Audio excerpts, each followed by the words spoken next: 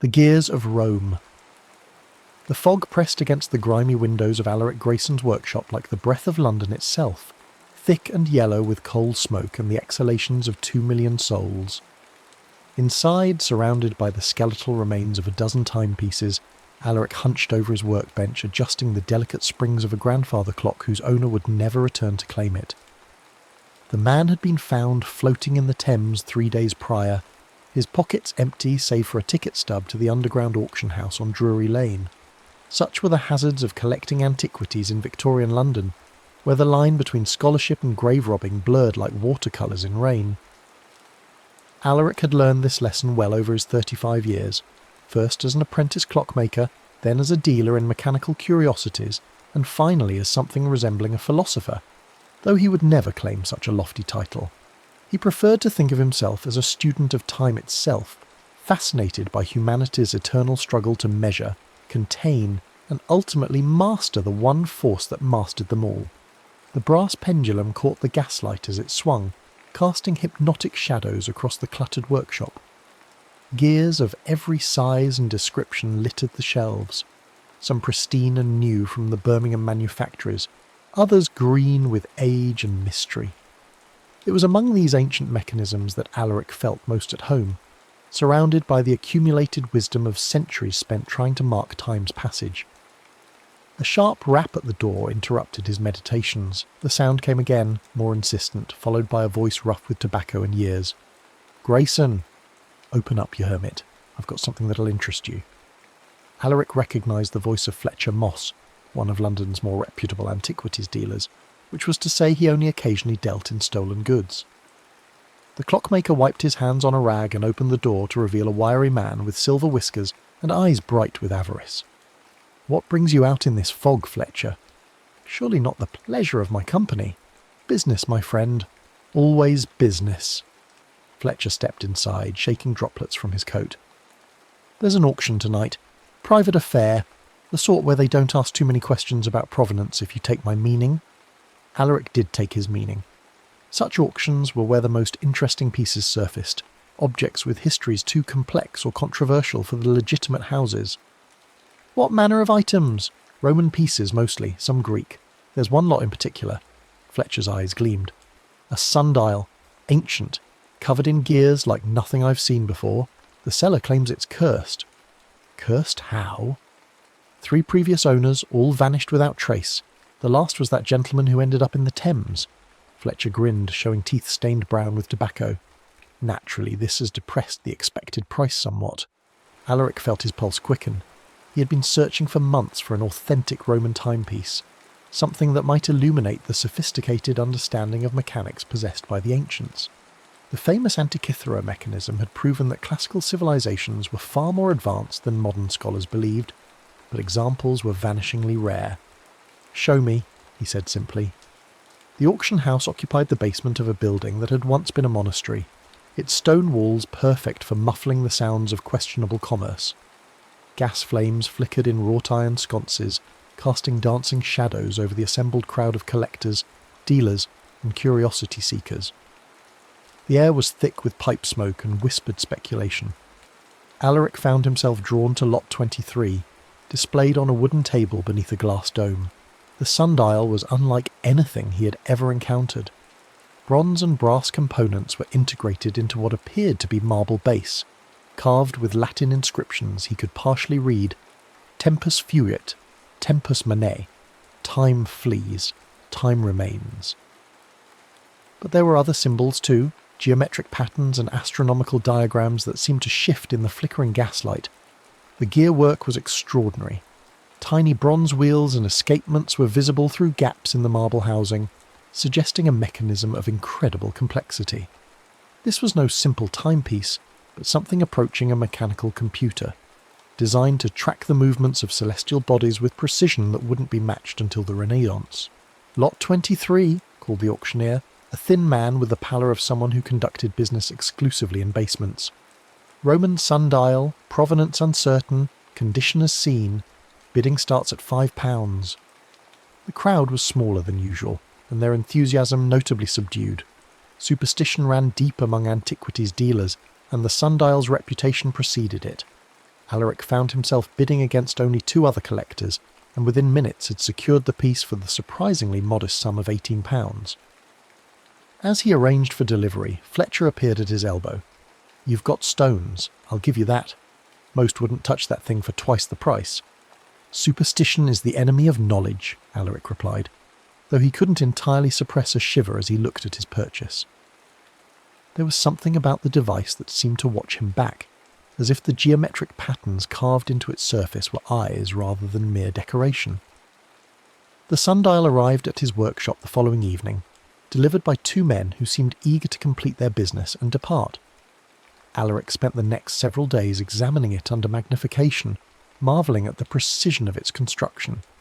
The gears were cut with mathematical exactness, and the astronomical calculations encoded in its structure revealed an understanding of celestial mechanics that shouldn't have existed for another 1,000 years. But it was the inscriptions that truly captured his imagination. Alongside the Latin were symbols he couldn't identify, resembling no alphabet he knew. Some appeared to be numerical, others geometric, but their meaning remained tantalizingly out of reach. He consulted every reference book in his extensive library, wrote letters to scholars at Oxford and Cambridge, even visited the British Museum to examine their collection of Roman artefacts. Nothing matched the mysterious symbols on his sundial. As December progressed and the winter solstice approached, Alaric became increasingly obsessed with the device. He worked late into the night, oil lamps burning low as he traced the intricate gear patterns and attempted to decode the cryptic inscriptions. Sleep became elusive, haunted by dreams of bronze wheels turning in darkness and voices speaking in tongues he almost but not quite understood. It was on the night before the solstice that inspiration struck. Alaric had been studying the sundial's shadow-casting gnomon when he noticed something peculiar about its angle. Rather than being fixed in the traditional manner, it appeared to be adjustable, connected to the internal mechanism by a series of nearly invisible gear teeth. Moreover, the marble base contained what looked like mounting points for additional components, mirrors perhaps, or prisms. The realization hit him like a physical blow. This wasn't simply a sundial, but something far more complex, a machine designed to manipulate light itself. The gears weren't merely tracking the sun's position, but calculating something else entirely, something that required artificial illumination to function properly. Working with feverish intensity, Alaric began constructing a support apparatus from parts in his workshop. He mounted mirrors on adjustable arms, positioned prisms to split and redirect light, and connected the entire assembly to a gear table powered by a combination of steam pressure and magnetic force. The theory was audacious. If he could recreate the conditions of natural sunlight at the precise moment of solstice, the sundial might reveal its true purpose. The work consumed him completely. He forgot to eat, sleeping only when exhaustion forced him to collapse over his workbench. His landlady, Mrs. Pemberton, knocked repeatedly at his door, concerned by the strange sounds and smells emanating from the workshop. Alaric barely heard her. All his attention was focused on the approaching solstice and the culmination of his experiment. December 21st arrived grey and cold, with snow beginning to fall as evening approached. Alaric made his final preparations as midnight drew near, adjusting mirrors and checking gear ratios with obsessive precision. The sundial sat at the centre of his elaborate apparatus, its bronze surfaces gleaming in the lamplight, waiting. At 5 minutes to midnight he ignited the gas jets that would power his artificial sun. Light blazed forth, reflected and refracted through the network of mirrors and prisms, casting geometric shadows that danced across the sundial's surface like living things. The internal gears began to turn, slowly at first, then with increasing speed as the device found its rhythm. The sound was unlike anything Alaric had ever heard. Not the familiar tick-tock of clockwork, but something deeper, a harmonic resonance that seemed to penetrate his very bones. The shadows cast by the sundial's gnomon began to move independently of the light source, tracing patterns that hurt to look at directly. The air itself seemed to thicken, charged with an energy that made his hair stand on end. As the church bells of London began to toll midnight, marking the exact moment of winter solstice, the sundial reached a crescendo of activity. Gears spun with impossible speed, shadows writhed like serpents, and the harmonic resonance grew so intense that the windows of the workshop began to crack. Alaric reached out to shut down the apparatus, suddenly afraid of what he had unleashed, but it was too late. The world folded in on itself. There was no explosion, no flash of light or crash of thunder. Instead, silence descended like a curtain, followed by pressure that seemed to compress his very soul. Gravity became a living thing, crushing him down and then releasing him so suddenly that he felt himself falling upward into darkness. Time stretched like taffy, each second containing eternities, until consciousness finally fled and left him drifting in a void between moments. Alaric awoke to the sound of birds singing and the warmth of sunlight on his face. The sensations were so pleasant, so completely at odds with the London winter he remembered, that for a moment he simply lay still and enjoyed them. Then reality intruded, and he opened his eyes to find himself lying in a grove of olive trees under a sky so blue it seemed painted. He sat up slowly, his head spinning with disorientation. The air was warm and dry, scented with herbs he couldn't name, and completely free of the coal smoke that was London's constant companion. In the distance he could see white buildings climbing the slopes of hills, their architecture familiar from countless classical illustrations but impossible to mistake for anything modern. The remnants of his sundial lay scattered around him, broken into pieces but recognisably the same device he had been experimenting with hours, or was it centuries, before. His pocket watch, miraculously undamaged, read 2:30, though whether that was afternoon or morning remained unclear. Most disturbing of all, his Victorian clothing, while rumpled and torn, showed no signs of the violent displacement he remembered. A sound of hoofbeats and jingling harness interrupted his examination of the situation. Through the olive trees came a column of men on horseback, their bronze armour gleaming in the sunlight, red cloaks streaming behind them. Roman soldiers, as authentic as the illustrations in his history books, but possessing a vitality and presence that no artist could capture. Alaric's first instinct was to hide, but he was too slow. The lead rider spotted him immediately and barked an order in Latin. The column wheeled toward him with military precision, surrounding him before he could even stand. The decurion who commanded them was a weathered man with scars on his arms and the calculating eyes of a professional soldier. He spoke in rapid Latin, of which Alaric caught perhaps one word in 3. The tone, however, was unmistakable. He was being questioned, and his answers would determine his immediate future. "Non intelligo," Alaric managed, hoping his pronunciation wasn't too atrocious. "I don't understand."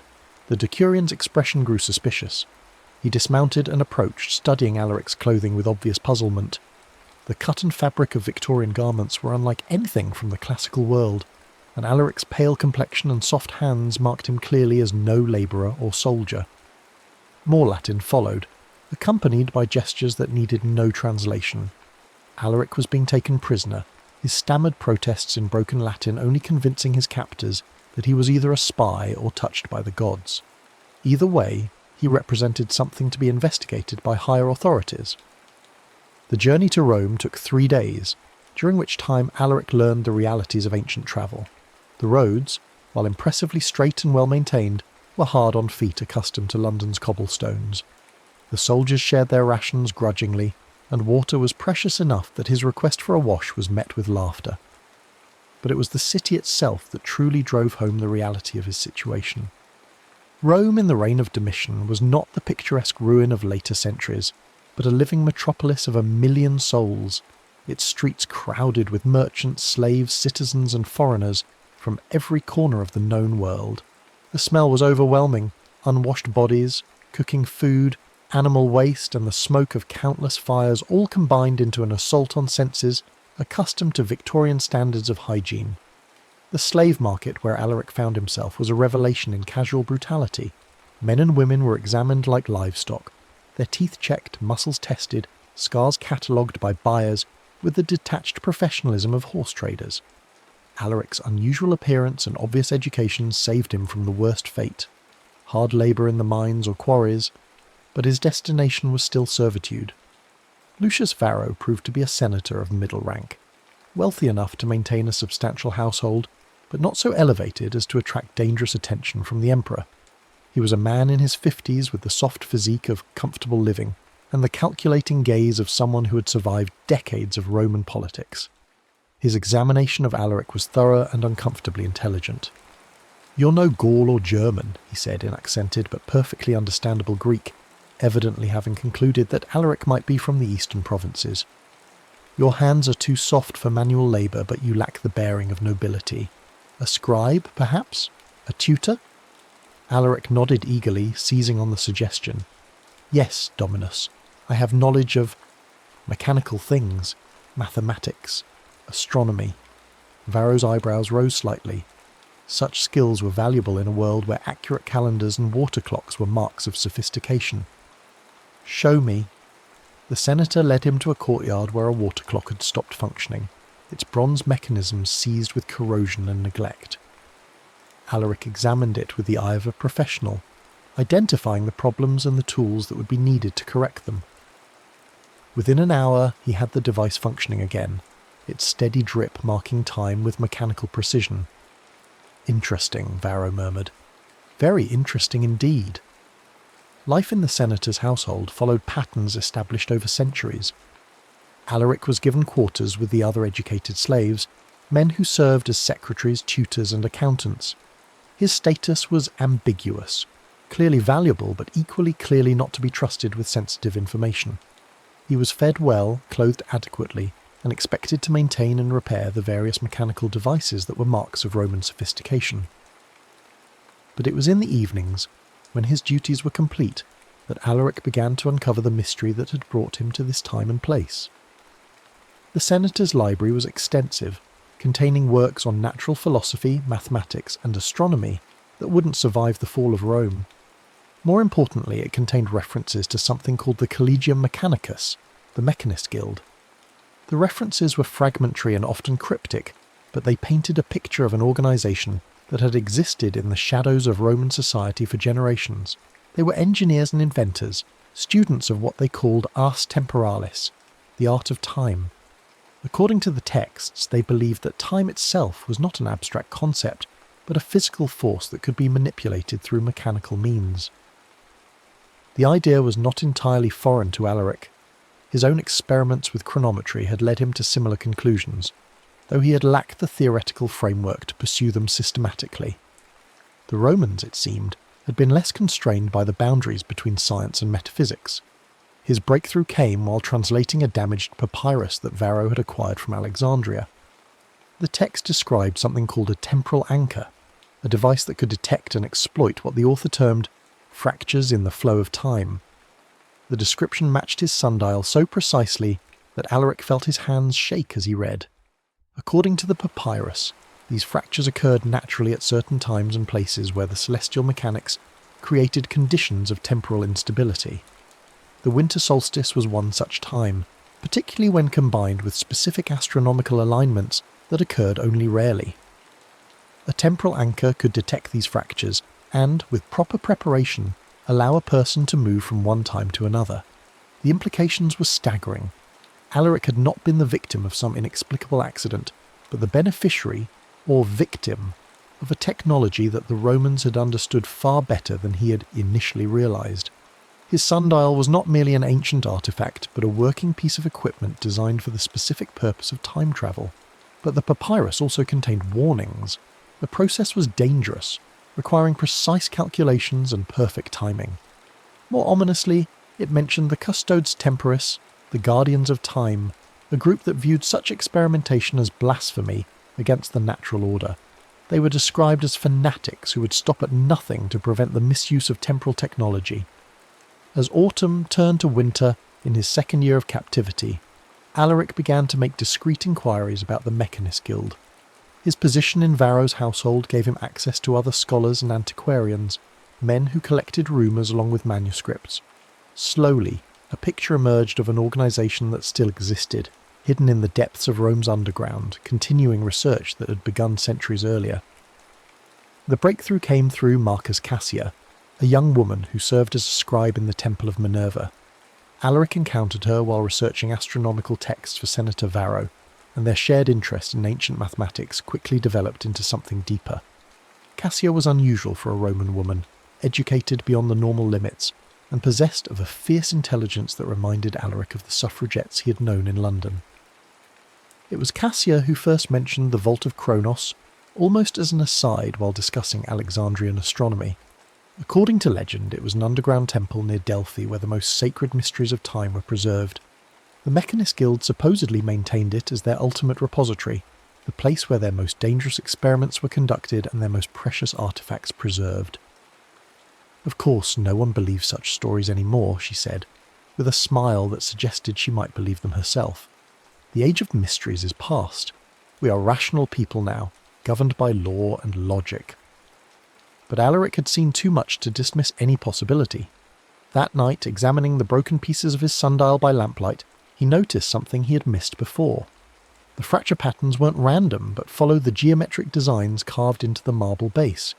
It was as if the device had been designed to break in a specific way, creating puzzle pieces that could be reassembled if one understood the underlying pattern. Working through the long Roman nights, Alaric began to reconstruct his temporal anchor. The work was painstaking, requiring tools and materials that were difficult to obtain without arousing suspicion. Bronze and brass could be acquired from metalworkers, but the precise gears required handcrafting to tolerances that strained the limits of Roman technology. It was during this period that he noticed he was being watched. Senator Varro had always been observant, but now his attention seemed focused and predatory. Conversations that had once been casual became interrogations, and Alaric's movements around the household were increasingly monitored. The confrontation came on a winter evening when Alaric was working late in the senator's library. Varro entered silently, his footsteps muffled by expensive carpets, and stood watching for several minutes before speaking. "You're not what you pretend to be," the senator said quietly.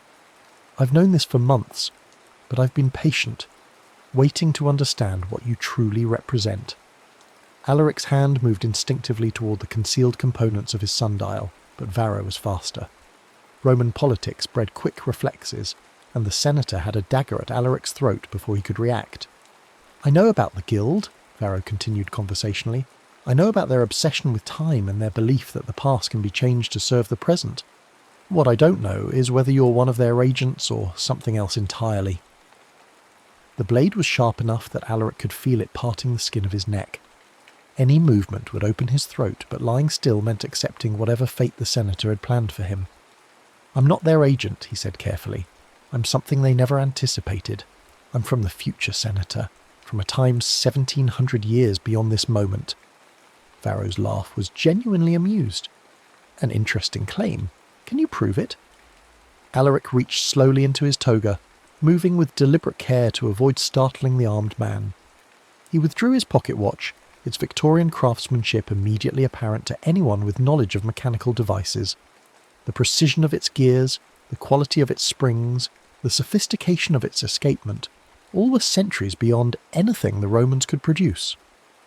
The senator examined the watch with growing amazement, his political instincts warring with the evidence of his senses.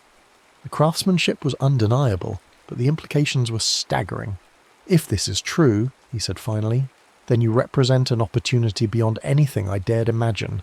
The knowledge you possess, the technologies of your time, they could transform Rome, make us truly eternal." It was then that Alaric understood the true danger of his situation. Varro didn't want to expose him or turn him over to authorities. The senator wanted to use him, to extract the secrets of the future and apply them to his own advancement. In the ruthless calculus of Roman politics, Alaric had become the ultimate resource. "I can't give you what you want," Alaric said. "The principles that govern such technologies require centuries of development, foundations that don't exist in your time. Then we'll have to settle for what you can provide." The dagger hadn't moved from his throat. "Your knowledge of coming events, for instance. Wars, succession crises, natural disasters. Such information would be invaluable to someone with the wisdom to use it properly." The conversation was interrupted by shouting from the courtyard, followed by the clash of steel on steel. Varro cursed and moved toward the window, momentarily distracted. Alaric seized the opportunity, grabbing the senator's wrist and twisting until the dagger fell. The two men struggled briefly, but Alaric's desperation gave him an advantage that Varro's superior training couldn't overcome. The senator went down hard, his head striking the marble floor with a sound like breaking pottery. Blood pooled beneath his skull, and his breathing became laboured and irregular. Alaric checked for a pulse, found it weak and erratic, and realised that Lucius Varro would not survive the night. The sounds of fighting were growing closer, accompanied by shouting in a dialect Alaric didn't recognise. Through the window he could see torches moving through the senator's gardens, carried by figures in dark robes. The custodes temporis had found him. Grabbing the components of his sundial and what tools he could carry, Alaric fled through the library's rear entrance into the maze of corridors that honeycombed the senator's house. Behind him he could hear doors splintering and voices raised in religious fervour. The Guardians of Time had come to cleanse the world of temporal blasphemy, and they would not be deterred by anything as mundane as Roman law. The escape route led through the household slave quarters, where terrified servants cowered in their cells as armed fanatics swept through the building. Alaric's unusual status gave him knowledge of the house's layout that proved invaluable. He knew which passages led to dead ends and which connected to the city's underground drainage system. Rome's sewers were an engineering marvel, but they were also a refuge for those who couldn't afford to live above ground. Alaric found himself in a world beneath the world, where escaped slaves, deserters, and criminals had created a shadow society that mirrored the one above. Here, in the stinking darkness beneath the eternal city, he encountered others who had reason to fear the Guardians of Time. They called themselves the remnants of the Mechanist Guild, though their numbers were few and their resources limited. Their leader was a man named Gaius Mechanicus, almost certainly not his birth name, who had spent decades studying the temporal sciences in hiding. He was ancient by Roman standards, perhaps 70 years old, but his mind remained sharp and his dedication absolute. "We have waited for someone like you," he told Alaric during their first meeting in a chamber carved from the living rock beneath the Palatine Hill. The prophecies spoke of a walker between times who would come from the future to complete the great work. Alaric was sceptical of prophecies, but he couldn't deny the accuracy of their descriptions. The texts the guild had preserved matched his experience too closely to be coincidental. They spoke of a man who would arrive with knowledge of sciences yet to be born, bearing a temporal anchor that could unlock the deepest mysteries of time itself. "What is this great work you speak of?" he asked. Gaius smiled with the satisfaction of someone who had waited decades to answer that question. The mastery of time itself, the ability to move freely through the centuries, to correct the errors of the past and shape the future according to wisdom rather than chance. It was an intoxicating vision, but Alaric had learned to be suspicious of grand ambitions. And the cost? There's always a cost to such power. "The cost is what we're paying now," Gaius replied. "Hiding in sewers, hunted by fanatics, watching Rome decline while we possess the knowledge to save it. The Guardians of Time believe that temporal manipulation is blasphemy, but they're wrong. Time is a tool, like fire or the wheel. It can be used for good or ill, but it cannot be ignored." Over the following weeks, Alaric learned the full scope of the guild's research. They had been studying temporal mechanics for generations, building on fragments of knowledge that suggested an even older tradition. The techniques they had developed were crude compared to what Alaric remembered from his own experiments, but they were based on sound principles and had yielded genuine results. The Vault of Kronos was real, they assured him, though reaching it would be extraordinarily dangerous. It lay beneath a temple complex near Delphi, in chambers that had been carved from the bedrock before the Greeks arrived. The guild maintained it as their ultimate repository, but access required passing through defences both technological and mystical. "The ancients who built it understood truths that we're only beginning to rediscover," Gaius explained. "They knew that time is not uniform. It flows differently in different places, pools in some locations and rushes like a torrent in others. The vault sits at the centre of such a pool, a place where past, present and future intersect. Preparations for the journey took months. The guild's resources were limited, and everything had to be done in secrecy to avoid attracting the attention of the Guardians. Maps had to be studied, supplies gathered, and routes planned that would avoid both Roman patrols and the fanatics who hunted them. It was during this period that Alaric's relationship with Cassia deepened into something approaching love. She had joined him in the underground, abandoning her position at the temple to help with his research. Her knowledge of ancient languages proved invaluable in deciphering the texts that would guide their journey, and her presence provided an anchor of humanity in the increasingly abstract world of temporal mechanics. "Are you certain this is what you want?" he asked her one evening as they worked by lamplight in the guild's hidden library. "The risks are enormous, and success is far from guaranteed." She looked up from the papyrus she was translating, her dark eyes reflecting the flame. "You're asking if I'm willing to die for this cause. The answer is yes, but that's the wrong question." "What's the right question?" "Are you willing to live for it? To accept the responsibility that comes with the power you're seeking?" She set down her stylus and moved closer. "I've seen what you're capable of, Alaric. You have knowledge that could reshape the world. The question is whether you have the wisdom to use it properly." The expedition finally departed Rome in the early spring, travelling as a merchant caravan to avoid suspicion. Besides Alaric and Cassia, the group included Gaius and 3 other guild members, along with Marcellus, a disgraced centurion who served as their military expert. The centurion had been cashiered from the legions for questioning orders during a particularly brutal campaign in Germania, but his skills remained sharp and his loyalty was absolute. The journey to Delphi took 2 weeks, following roads that were ancient when Rome was founded. As they travelled, Alaric began to understand the true scope of what they were attempting. The Vault of Kronos wasn't simply a repository of knowledge, but a functioning temporal laboratory, a place where the flow of time itself could be manipulated. "The ancients built it as a failsafe," Gaius explained as they camped in the shadow of Mount Parnassus. "They knew that their civilization would not last forever, so they created a place where their most important knowledge could be preserved and passed." Alaric found himself drawing on knowledge he hadn't known he possessed, insights that seemed to come from some deeper source than his Victorian education. The symbols that had been mysterious when he first encountered them on his sundial now made perfect sense, revealing themselves as a sophisticated notation system for temporal mathematics. The first major obstacle was a massive bronze door covered in rotating discs, each inscribed with astronomical symbols. The solution required calculating the exact celestial positions for the night of the winter solstice in the year the vault was built, a date that had to be deduced from the astronomical data encoded in the mechanism itself.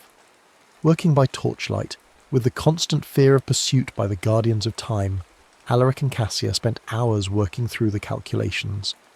The mathematics were elegant but fiendishly complex, requiring an understanding of precession, orbital mechanics, and temporal distortion that pushed the limits of their knowledge. "There," Cassia said finally, her voice hoarse with exhaustion. "If I'm right, the configuration should be Jupiter, in conjunction with Mars, with Venus rising at the moment of solstice."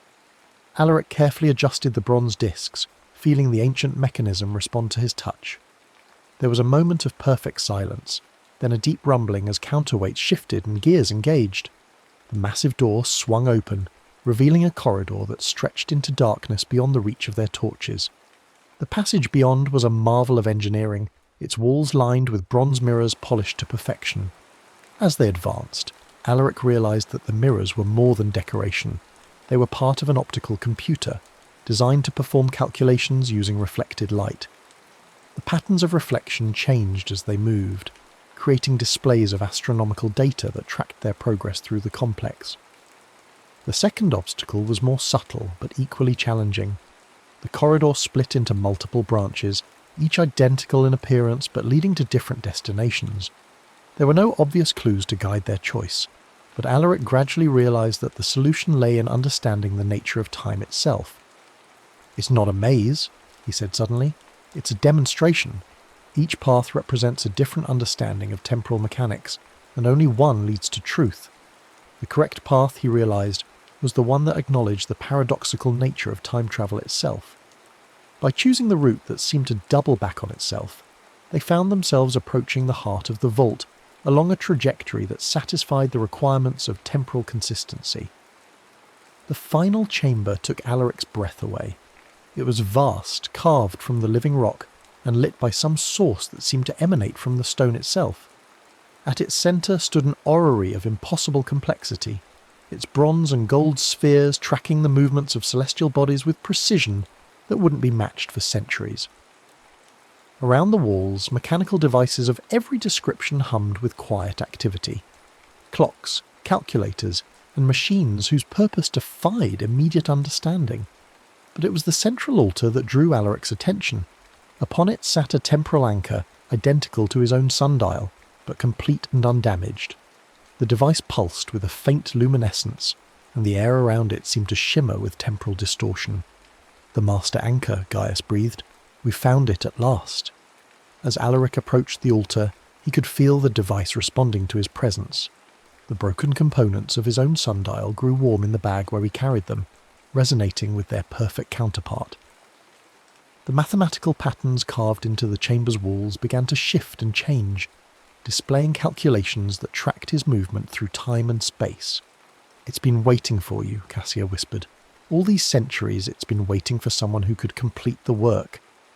Alaric reached out to touch the master anchor, and the moment his fingers made contact with its bronze surface, the world exploded into possibility. Visions flooded his consciousness, glimpses of potential futures, alternate histories, the vast web of causality that connected every moment to every other. He saw Rome triumphant, its legions marching through time itself to build an empire that spanned the centuries. He saw the fall of civilization, the long night of ignorance and superstition that would follow. He saw himself, older and wiser, using the power of the anchors to guide humanity toward wisdom rather than destruction. But with the visions came understanding of the true cost. The master anchor was not simply a tool but a burden, requiring constant vigilance to prevent its misuse. Those who wielded temporal power became responsible for all of history, their every decision rippling forward and backward through the centuries. "I can't," he said, pulling his hand back from the device. "The responsibility is too great.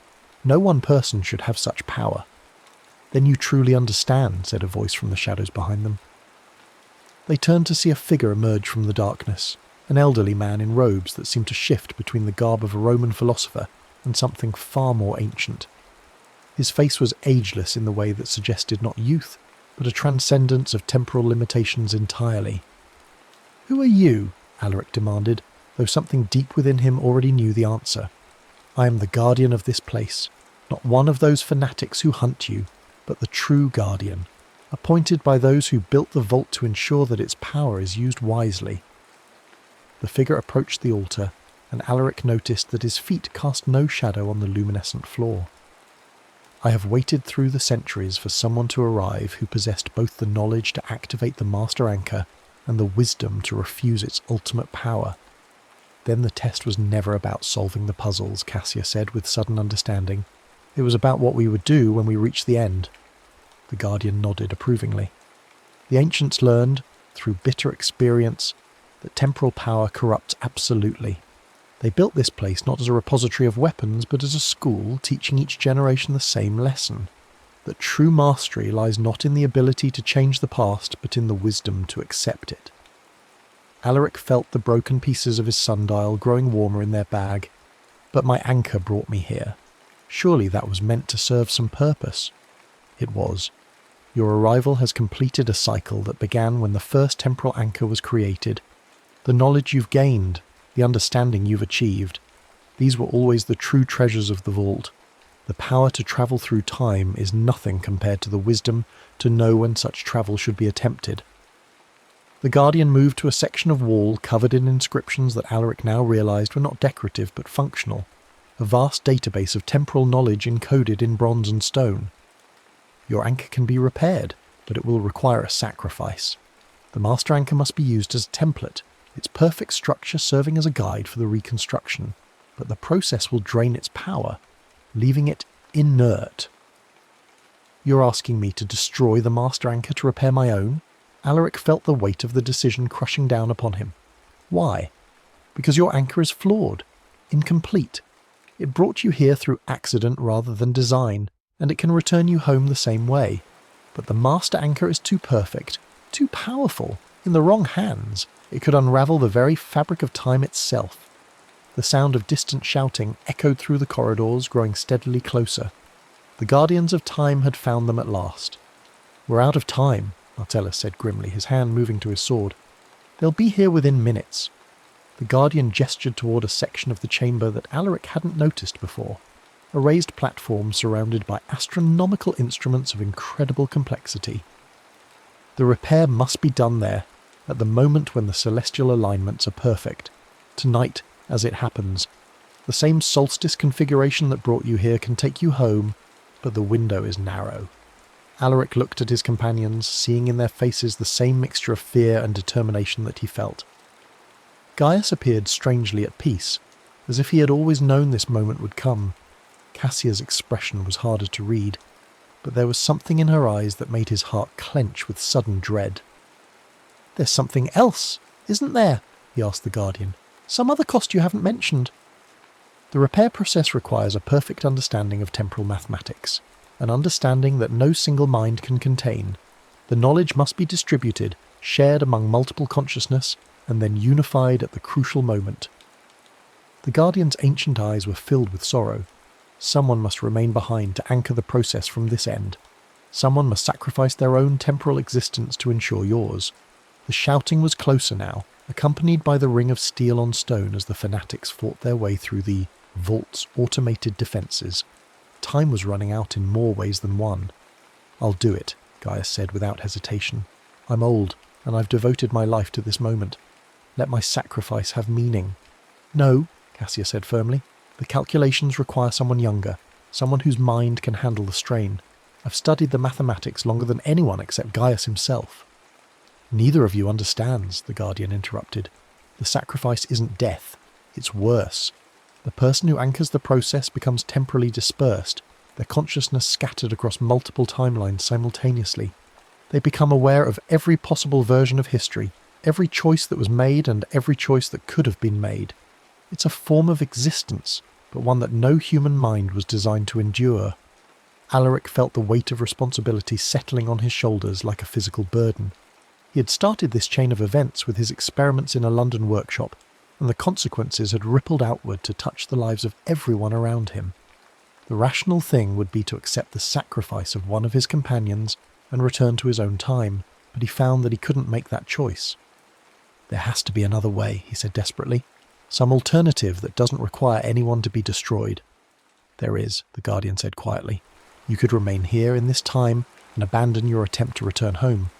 The knowledge you've gained could be used to help Rome, to guide this civilization toward wisdom rather than destruction. But the cost would be accepting exile from your own era forever." The sound of approaching footsteps grew louder, punctuated by the crash of doors being forced open. The fanatics were almost upon them. "Alaric," Cassia said urgently, "you have to choose. There's no more time for deliberation." He looked at her, seeing in her face the love that had grown between them over the months of shared danger and discovery. She was offering him a future in this time, a life they could build together among the ruins of the ancient world.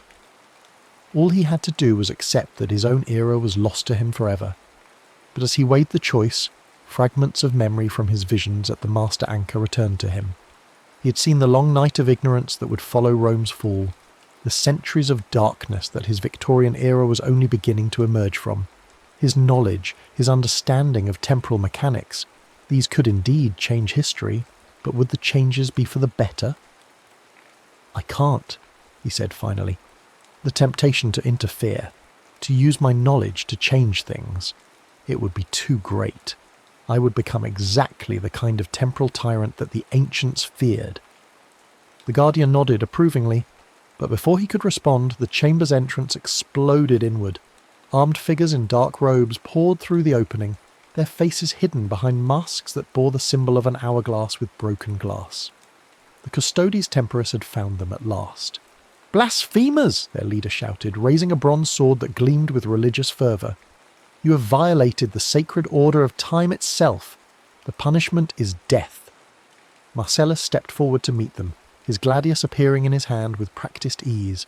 The sound of steel on steel rang through the chamber as he engaged the first wave of attackers, but there were too many of them, and his position was hopeless. "The platform!" the Guardian shouted over the din of battle. "Begin the repair now, while there's still time!" Alaric grabbed the components of his broken sundial and ran toward the astronomical platform, Cassia close behind him. The instruments there were unlike anything he had ever encountered, their bronze surfaces covered with symbols that seemed to shift and change as he watched. But somehow he understood their purpose. His consciousness expanded by contact with the master anchor to encompass knowledge he had never formally learned. Working with desperate haste, he began to align the broken pieces of his temporal anchor according to the patterns displayed on the ancient instruments. The mathematics were staggering in their complexity. Calculations that tracked the movement of every celestial body, accounted for the subtle distortions of space-time, and predicted the exact moment when the conditions for temporal transit would be perfect. Cassia worked beside him, her understanding of the ancient texts allowing her to interpret symbols that remained mysterious to him. Together, they began to reconstruct not just the physical device, but the mathematical framework that governed its operation. The battle raged around them as Gaius and the other guild members joined Marcellus in holding back the fanatics. But it was a losing fight. The Custodes Temporis were driven by religious fervour and outnumbered their opponents 3-1. Bodies began to fall, their blood staining the luminescent floor of the ancient chamber. "Almost there," Alaric muttered, adjusting the final gear into position. The sundial was taking shape again, its bronze components fitting together with the precision of master craftsmanship. But something was still missing, the final element that would complete the device and allow it to function. He felt in his pockets, searching for anything that might serve, and his fingers closed around his Victorian pocket watch. The timepiece that had survived his journey through the centuries, that had marked the hours of his captivity and exile, it contained components that were precisely what his temporal anchor needed. Without hesitation, he began to disassemble the watch, removing its springs and gears with the delicate touch of a master craftsman. The pieces fitted into the sundial's mechanism as if they had been designed for that purpose, completing circuits that had remained open for 2 millennia. The moment the final component clicked into place, the temporal anchor began to glow with the same luminescence that suffused the chamber. The astronomical instruments around the platform responded, their bronze surfaces displaying calculations that tracked the approaching moment of temporal opportunity. "Now," the Guardian shouted, "the alignment is perfect, but remember, someone must anchor the process from this end." Alaric looked around the chamber, seeing the desperate situation of his companions. Marcellus was down, his sword broken, blood streaming from a wound in his side. Gaius fought with the fury of desperation, but he was old and tiring rapidly. Only Cassia remained unengaged in the battle, standing beside the platform with her eyes fixed on the glowing sundial. "I'll do it," she said quietly, her voice barely audible over the din of combat. "I understand the mathematics, and my mind is strong enough to handle the strain." "No." Alaric reached for her, but she stepped back, placing herself at the centre of the astronomical array. "There has to be another way. There is no other way, and you know it." Her smile was sad but resolute. "This is what I choose, Alaric. Let me choose." The sundial's glow intensified as the celestial alignment reached its peak. Around the chamber, the bronze mirrors began to focus their reflected light onto the platform, creating a network of energy that made the air itself shimmer with potential. The moment of transition was approaching rapidly. Cassia began to speak in a language that Alaric didn't recognize, her words following mathematical patterns that seemed to resonate with the fabric of space-time itself. As she spoke, her form began to blur, becoming translucent as her consciousness dispersed across multiple temporal dimensions. "Remember me?" she whispered, her voice coming from everywhere and nowhere at once. "Remember all of us." The last thing Alaric saw before the world dissolved around him was her face, beautiful and terrible in its sacrifice, as she gave up her singular existence to anchor his passage through time. Then the bronze mirrors flared with blinding light, the astronomical instrument screamed with harmonic resonance, and reality folded in on itself once again. He awoke in his London workshop to the familiar sound of coal smoke and fog pressing against the windows. The gaslight flickered exactly as he remembered, casting the same shadows across his cluttered workbench. His pocket watch, whole and undamaged, read midnight on December 22nd, exactly 24 hours after he had begun his experiment. But the sundial was gone. In its place on his workbench lay only a small gear of unknown metal, warm to the touch and inscribed with symbols that hurt to look at directly. When he picked it up, he found that it had somehow embedded itself in his palm, becoming part of him in a way that was more than merely physical. The knowledge remained too. Everything he had learned in ancient Rome, every insight into the nature of time and causality, every moment of love and loss, all of it was preserved in his memory with perfect clarity. He was no longer simply Alaric Grayson, Victorian clockmaker, but something more complex. A man who had lived in 2 eras and understood the true cost of temporal power. On his desk, written in a hand he recognised with a pang of grief, was a scroll of papyrus that had not been there before his departure.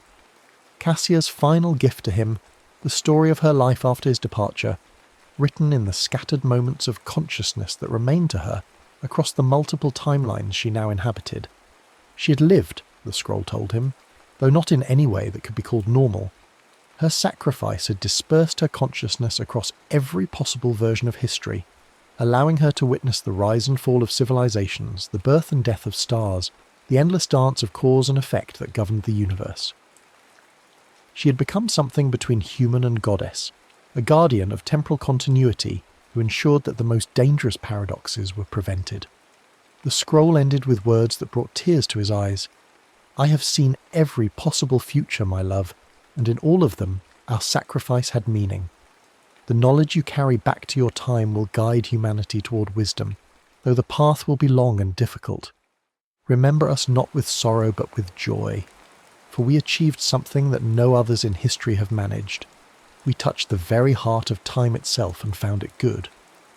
The next morning brought Fletcher Moss to his door again, bearing word of another auction, another collection of mysterious artefacts from the ancient world.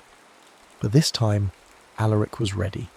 The gear embedded in his palm pulsed with warmth as he examined the dealer's offerings, revealing which items were authentic temporal devices and which were merely curious relics. "This one," he said, pointing to a bronze armillary sphere that looked unremarkable but sang with harmonic resonance to his enhanced senses. "And that, a Roman abacus that contained computational principles centuries ahead of its apparent age." "You've developed quite an eye," Fletcher observed with professional admiration. "Most collectors take years to develop such discrimination." Alaric smiled, thinking of Cassia and her patient instruction in the mathematical principles that governed temporal mechanics. "I've had good teachers." As the weeks passed, Alaric began to understand the true scope of his mission. The knowledge he had gained in ancient Rome was not meant to be hoarded but shared, disseminated carefully among those who could use it responsibly. He began to write, crafting papers on advanced mathematics and mechanical engineering that pushed the boundaries of Victorian science without revealing their true source. The Royal Society received his treatise on harmonic resonance and precision timekeeping with considerable interest. The principles he outlined, while theoretically sound, seemed to spring from nowhere, mathematical insights that had no clear precedent in existing literature. When pressed for the source of his inspiration, Alaric claimed to have discovered them in fragmentary Roman texts, a story that was plausible if unlikely. More papers followed. On the mechanical computation of astronomical phenomena, principles of temporal measurement in ancient civilizations, and the mathematical foundations of historical chronology.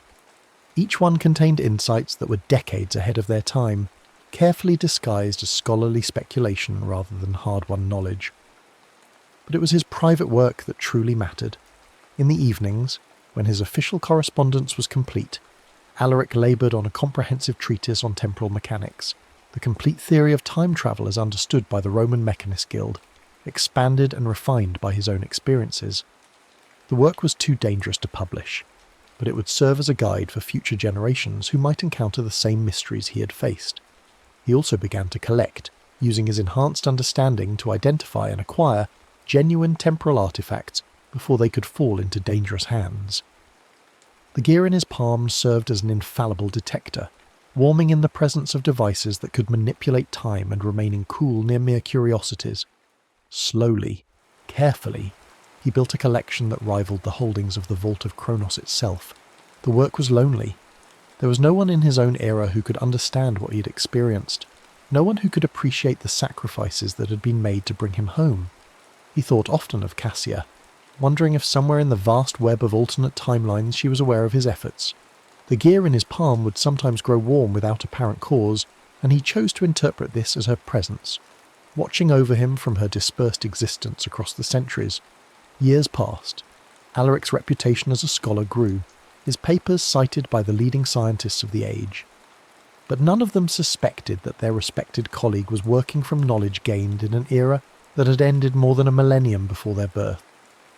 The future that Cassia had seen in her visions began to take shape as humanity slowly absorbed the insights he provided, advancing toward wisdom rather than mere technological power. On the 10th anniversary of his return, Alaric made a pilgrimage to the British Museum, where fragments of Roman civilization were displayed for the education and entertainment of Victorian society. Among the bronze artifacts and marble statues, he found a small case containing items recently acquired from excavations near Delphi. Most were unremarkable: pottery shards, coins, fragments of inscriptions, but one piece made his breath catch in his throat. It was a small bronze gear, identical to the one embedded in his palm, inscribed with the same symbols that hurt to look at directly. The museum's placard identified it simply as mechanical component, Roman period, unknown purpose. But Alaric knew what it was: a piece of the master anchor, somehow preserved through the centuries and finally making its way to London. As he stood before the display case, the gear in his palm grew warm, resonating with its ancient counterpart. For a moment, he thought he could hear Cassia's voice whispering across the centuries, speaking words of love and encouragement that only he could understand. "Time is not a river," he murmured, remembering the words that had ended his original outline so long ago. "It's a machine, and I intend to build a key." But now he understood that the key was not a physical device but knowledge itself, the understanding that time's greatest power lay not in the ability to change the past but in the wisdom to shape the future. The machine of time was already built, had always existed, and his role was not to master it but to serve it, ensuring that its immense power was used for the betterment of all humanity. The fog pressed against the museum's windows as he made his way home through the gaslit streets of London, carrying with him the weight of centuries and the hope of ages yet to come. Behind him, in their glass cases, the artifacts of Rome waited silently for the next scholar who might be wise enough to understand their true purpose. And somewhere in the vast web of time, Cassia watched and smiled, knowing that their sacrifice had not been in vain. The brass watch lay heavy in Archibald Whitmore's palm as he traced the intricate engravings with his slender finger. The timepiece had once belonged to his father, like everything else in this dusty workshop hidden beneath the floorboards of their modest country home. 17 years of life had taught Archibald patience, a virtue necessary for a boy who spent his days repairing pocket watches, while other lads his age worked the fields or courted village girls. But patience was also essential for someone trying to decode the secrets of a man who had vanished 5 years ago, leaving behind nothing but peculiar contraptions and fragmented journals. Rain tapped gently against the small window near the ceiling of his hidden sanctuary. Outside, the English countryside of 1873 was enveloped in one of those dense autumn fogs that seemed to swallow everything beyond one's immediate surroundings. Archibald preferred it this way. The isolation suited him, kept the curious eyes of Millfield's residents from prying too deeply into his affairs. They already whispered about the odd Whitmore boy who kept to himself and spoke in terms and concepts beyond his years. Just like his father, they'd say, though never within earshot. Brilliant, but touched in the head. Archibald adjusted the small brass magnifying glass attached to his workbench lamp and carefully placed the back panel of a pocket watch into position.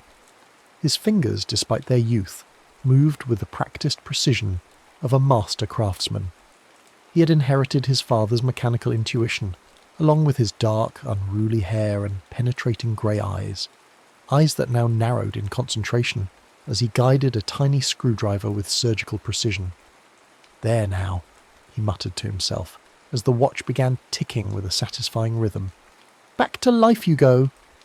He allowed himself a small smile of satisfaction, then placed the repaired watch on a velvet cushion beside 6 others, all commissions from townsfolk who begrudgingly admitted that, peculiar though he might be, young Whitmore had a gift for breathing life back into timepieces others had declared beyond salvation.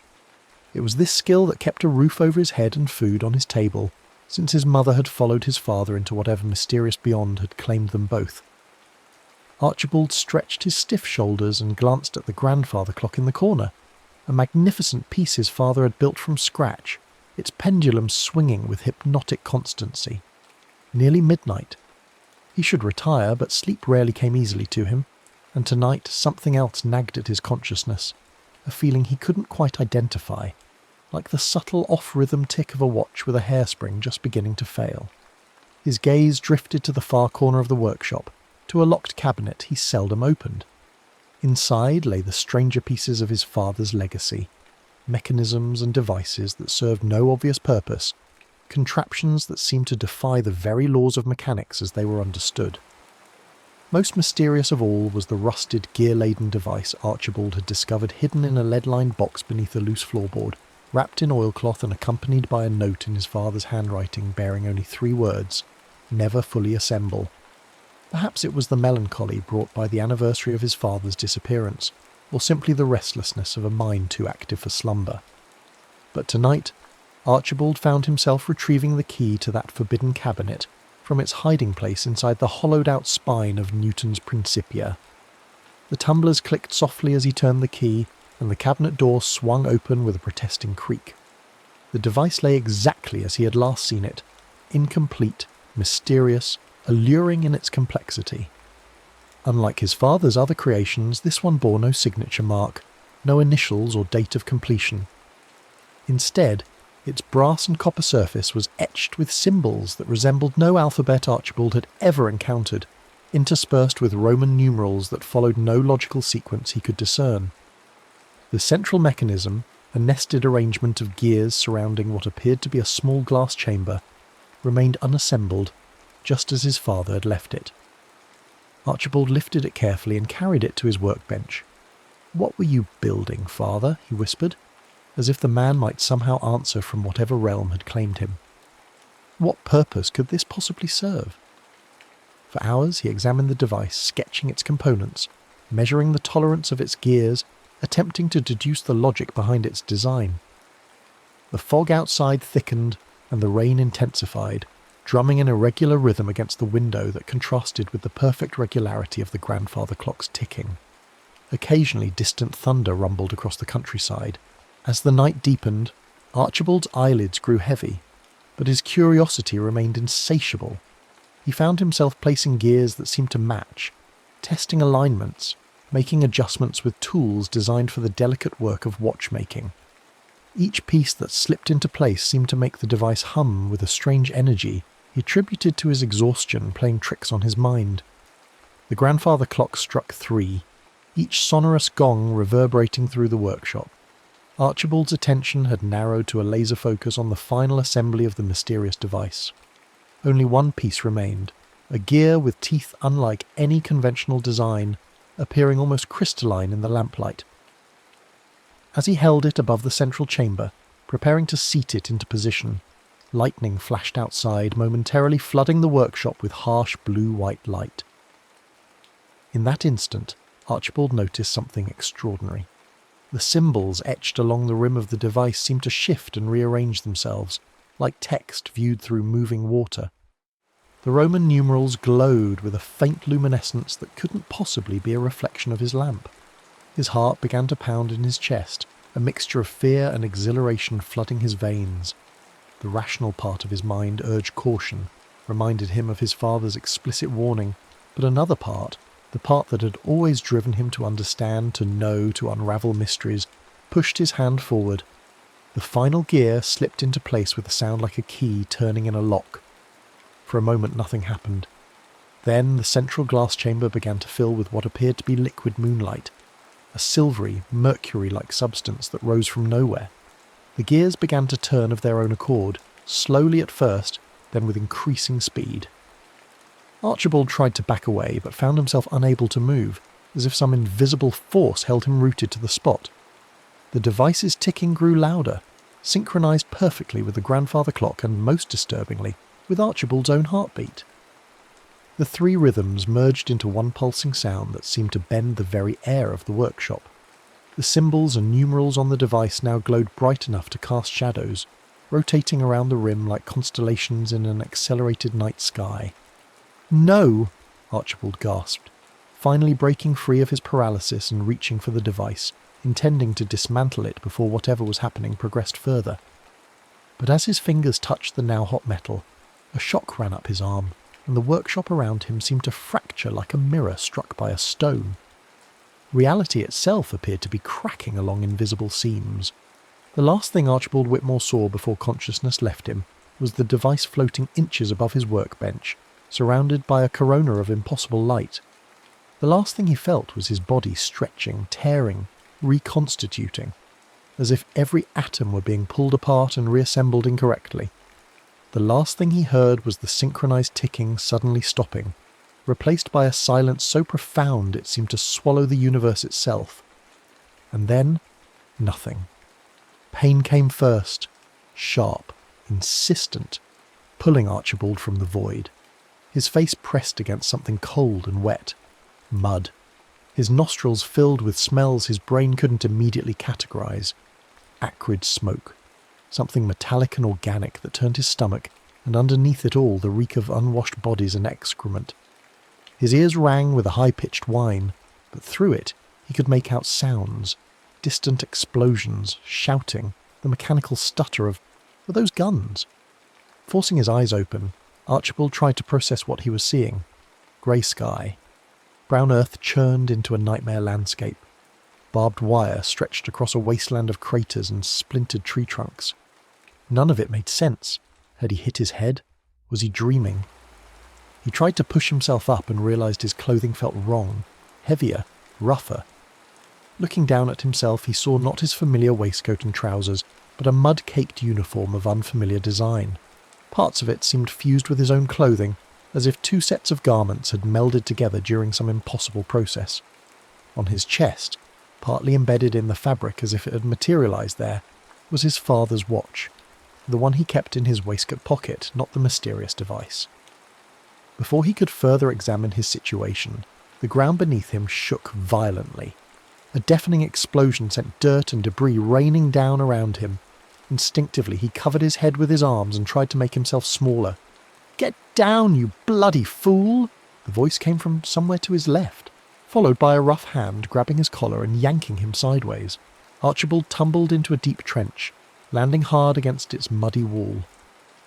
Looking up, he found himself staring into the dirt-streaked face of a man perhaps 10 years his senior, wearing a uniform similar to the one now mysteriously adorning Archibald's own body.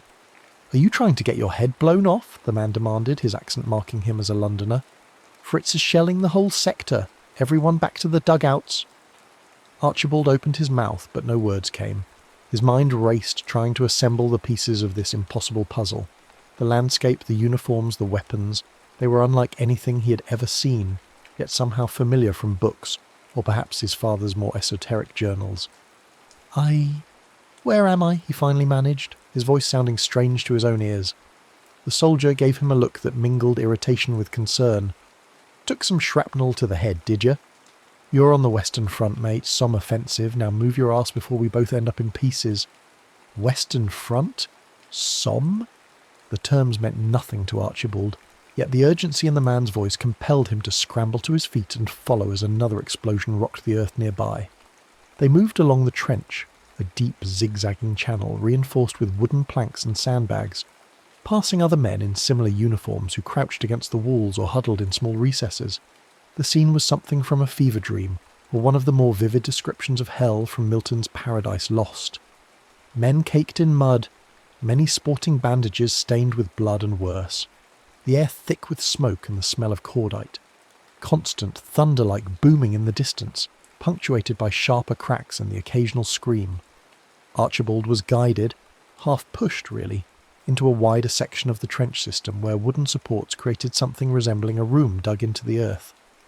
Men sat on ammunition crates or directly on the duckboard floor, some playing cards, others writing letters, many simply staring into space with vacant expressions that suggested their minds had retreated to safer territories than their bodies currently occupied.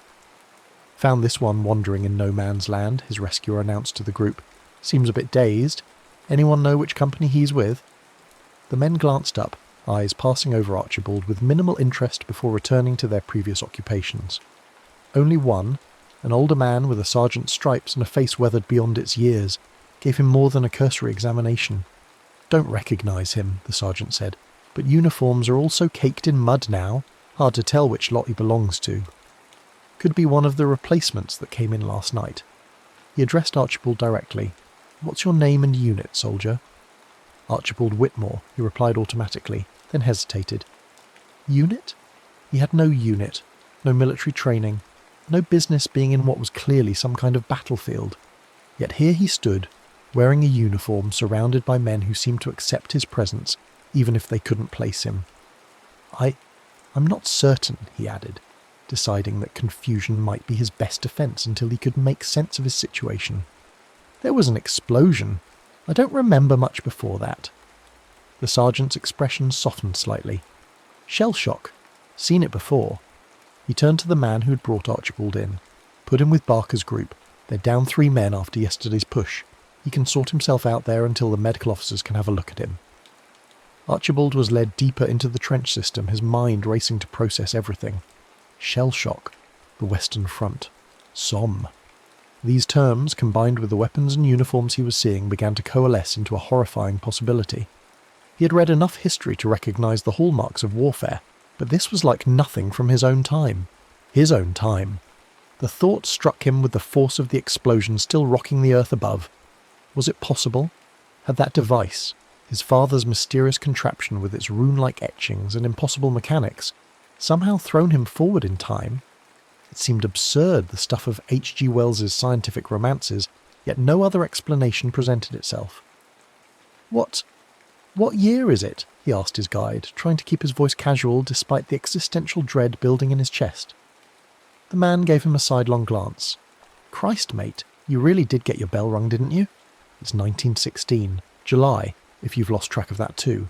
1916. The number hit Archibald like a physical blow. 43 years. Somehow he had travelled 43 years into the future and landed in the middle of what must be a war of unprecedented scale, judging by what little he could see from the trenches. A war enveloping nations, perhaps even continents. What calamity had befallen the world during those lost decades? Before he could pursue this line of thought further, they reached another dugout where a group of about 8 men were engaged in the mundane tasks of warfare. Cleaning rifles, mending uniforms, eating from tin containers. They looked up with the same disinterested expressions he had encountered in the previous group. "New one for you, Barker," his guide announced to a stocky, red-faced man who appeared to be in charge. "Found him wandering above. Bit scrambled in the head, but the sergeant says he's yours now." Barker looked Archibald up and down with a critical eye. "Can you shoot?" he asked bluntly. Archibald had fired his father's old hunting rifle exactly twice in his life, both times at targets and with minimal success. "Not well," he admitted. "Can you run messages without getting lost?" I believe I could manage that. Can you follow orders without getting yourself or the rest of us killed?" Archibald swallowed hard. "Yes, sir," Barker snorted. "I'm not an officer, thank Christ. Corporal will do." He pointed to an empty space along the wall. "That's your spot. Jenkins, Hawkins and Murray won't be needing theirs anymore, so take what you need from their kits. Food comes twice a day if we're lucky. Water when you can get it. Keep your head down, do as you're told, and you might live long enough to remember your own name." He turned back to the others, dismissing Archibald from his attention. "Stand to in 30 minutes, lads. Check your ammunition." Left to his own devices, Archibald made his way to the indicated spot where 3 packs lay untouched, their owners presumably among the countless dead this war was creating. The thought of looting from the deceased turned his stomach, but survival instinct overwhelmed moral qualms. He needed to understand this new reality, and more importantly, find a way back to his own time. As he sat examining the contents of the packs, finding items both familiar and foreign, from tobacco pouches to gas masks whose purpose he could only guess at, his hand strayed to the watch embedded in his uniform. It still ticked, but something about its rhythm seemed off, as if it were keeping time to a different clock altogether. Opening it, he noticed the second hand moving in tiny stutters, rather than the smooth sweep it should have exhibited. More concerning were the face and hands, which occasionally seemed to blur and duplicate themselves, showing 2 slightly different times simultaneously, before resolving back into a single image. It was as if the watch itself was caught between moments, unsure of its place in the time stream. First time at the front? The question startled Archibald from his examination. Looking up, he saw a thin-faced man with kindly eyes watching him from a few feet away. "Is it that obvious?" Archibald replied, attempting to strike a balance between the truth and what would be believable to these men. The soldier chuckled softly. "You've got that look, like you've woken up in someone else's nightmare." He extended a hand. "Private Thomas Cooper, formerly a carpenter from Bristol, currently expendable infantry in His Majesty's forces." Archibald accepted the handshake. Archibald Whitmore. Unusual name that, not many Archibalds in the ranks. Where are you from? Millfield, Archibald answered automatically. Small village in Hertfordshire. Cooper nodded. Never heard of it, but England's full of places I've never heard of. I joined up with 5 other lads from my street. I'm the only one still breathing. He said this matter-of-factly, as if discussing the weather rather than the obliteration of his friends. Archibald struggled to find an appropriate response, but was saved by a commotion at the entrance to the dugout. A man in a more elaborate uniform, an officer, Archibald presumed, ducked inside, accompanied by another soldier carrying a large metal container. Mail and rations, the officer announced. Cooper, Barker, Simmons, Whitmore and Wells. You're on patrol tonight. Western section of the line needs reconnoitring after today's barrage. Report to Lieutenant Hadley at dusk. Archibald felt his heart sink. Patrol? In this hellscape of artillery and barbed wire? He had no training, no knowledge of military protocols, barely even understood the conflict he'd been dropped into. Yet refusing would surely raise suspicions he couldn't afford if he hoped to find a way home. As the officer departed and the men fell upon the rations with desperate enthusiasm, Cooper nudged Archibald. Stick close to me tonight, he said quietly. First patrol's always the worst. I'll show you the ropes. Gratitude flooded through Archibald. Thank you. I'm afraid I'm rather out of my depth here. Cooper's smile held no humour. We all are, mate. Not a man in these trenches was born for this madness. We're butchers and bakers and candlestick makers playing at being soldiers, because some men in fine offices decided our lives were worth less than their pride. He handed Archibald a tin of something that might generously be called stew. Eat. You'll need your strength. As Archibald forced down the unidentifiable contents of the tin, he observed his new companions more carefully. They moved differently than the men he had known, more cautious, more contained, as if conserving energy for the next crisis. Their eyes constantly scanned their surroundings, never fully relaxing even in this relative safety. These were men who had seen horrors Archibald could scarcely imagine, who had been fundamentally changed by their experiences. What must it be like, he wondered, to live with the constant expectation of violence and death, to know that at any moment steel and fire might rain from the sky and end your existence. It seemed a form of torture more cruel than anything devised in the darkest dungeons of history. As the day wore on, Archibald tried to glean as much information as possible without revealing his complete ignorance. He learned they were indeed in France, near a river called the Somme, fighting against Germany and its allies in what the men variously called the Great War, or, with bitter irony, the war to end all wars. The conflict had been raging for nearly 2 years already, with no end in sight and casualties mounting by the thousands each day. The sheer scale of it boggled Archibald's mind. In his time, wars were relatively limited affairs fought by professional armies, not this industrial slaughter engulfing entire nations. What had happened to the world he knew?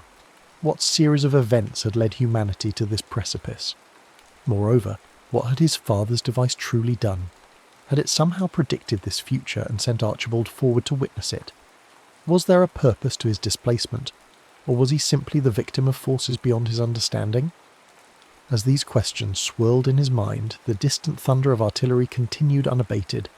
Occasionally the earth would shake as a shell landed particularly close to their position, sending cascades of dirt raining down from the dugout ceiling. The men barely reacted to these near misses, so commonplace had they become. As evening approached, the call came for Stand To, a ritual, Archibald learned, where every man manned the firing line at dawn and dusk, the most likely times for enemy attack. He followed Cooper up a series of wooden steps to the trench proper, where they took positions along a raised platform that allowed them to peer cautiously over a wall of sandbags. The sight that greeted him was beyond anything his nightmares could have conjured. The land between the opposing trench lines, no man's land, Cooper called it, stretched perhaps 200 yards to another set of earthworks barely visible in the gathering darkness. The intervening space was a lunar landscape of shell craters, tangles of barbed wire, and the unmistakable shapes of human bodies in various states of decomposition. Some had clearly been there for days or weeks, rotting in the summer heat, providing grim landmarks in this geography of death. Don't look at them too long, Cooper advised quietly, noticing Archibald's horrified gaze fixed on a particularly visible corpse. It doesn't help them, and it doesn't help you. Archibald tore his eyes away with effort. How? How do you bear it? He asked, his voice barely audible over the distant gunfire. Cooper was silent for a long moment. You don't, he finally replied. Not really. You just pretend to. You build walls in your mind, put all this, he gestured at the devastation before them, on the other side, and you pray those walls hold until you can go home. He paused, then added, if home still exists when this is over. They stood their watch in silence after that, each lost in his own thoughts. When the order came to stand down, they returned to the dugout to prepare for the night patrol. Archibald was issued a rifle, a Lee Enfield, Cooper informed him, which felt impossibly heavy and awkward in his hands. A steel helmet, a canteen of water, emergency rations and various other items were added to his gear until he felt like a pack horse rather than a soldier. As they waited for the appointed hour, Archibald found himself studying his pocket watch again. The anomalies he'd noticed earlier seemed to be intensifying. Now the face occasionally displayed impossible configurations, hours that didn't exist, minute hands moving backward, second hands that split and followed different paths simultaneously. More disturbing still, when these glitches occurred, Archibald experienced brief but intense disorientation, as if his consciousness itself were stuttering like the watch's mechanism. During one such episode, the dugout around him seemed to freeze entirely. Men caught in mid-motion, smoke from cigarettes hanging motionless in the air, even dust motes suspended as if embedded in glass. For what felt like several seconds but could have been less, Archibald alone moved in a world turned to a tableau. Then reality snapped back with a sensation like a rubber band breaking, leaving him gasping and dizzy. None of the others appeared to have noticed anything amiss, continuing their preparations without pause. "Are you all right?" Cooper asked, concern evident in his voice. "You've gone white as a sheet." "Just nerves," Archibald managed, unwilling to voice what he had experienced. Either he was losing his mind, a distinct possibility given the circumstances, or something far stranger was occurring. Either way, now was not the time to explore it further. At precisely 2200 hours, their patrol assembled near a communication trench that would lead them to their designated sector. Lieutenant Hadley, a gaunt man with tired eyes who couldn't have been much older than 25, briefed them quickly and efficiently.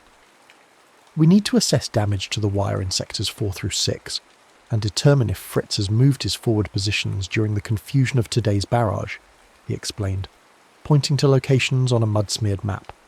"No heroics, no unnecessary engagements. We observe, we report back. Questions." There were none. The 5 men checked their weapons one final time, blackened any exposed skin with burnt cork to reduce visibility, and followed Hadley into the darkness. Moving through the trenches at night was a disorienting experience. The zigzagging passages seemed designed to confuse, and the occasional flare fired from either side cast strange, shifting shadows that played tricks on the eyes. Archibald focused on Cooper's back, trusting the more experienced soldier to guide him safely. They reached a point where the trench system ended at a ladder leading up to ground level. Hadley went first, peering cautiously over the edge before signalling the all clear. One by one they followed, crouching low as they emerged into no man's land. The reality of this blasted territory was even more horrifying up close. Shell craters, some filled with stagnant water, pockmarked the earth like smallpox scars. The twisted metal of barbed wire entanglements reflected what little moonlight penetrated the clouds. And everywhere, the detritus of battle, broken rifles, shredded equipment, and worst of all, the omnipresent dead, their forms often reduced to unrecognizable heaps of cloth and flesh. They moved in a loose formation, communicating through hand signals Archibald barely understood, but desperately tried to mimic. The night was surprisingly loud. Distant machine guns stuttered, artillery boomed on the horizon, and occasionally the haunting cry of a wounded man calling for help drifted across the battlefield. As they approached the first section of wire they were to inspect, Archibald's watch began to behave erratically again.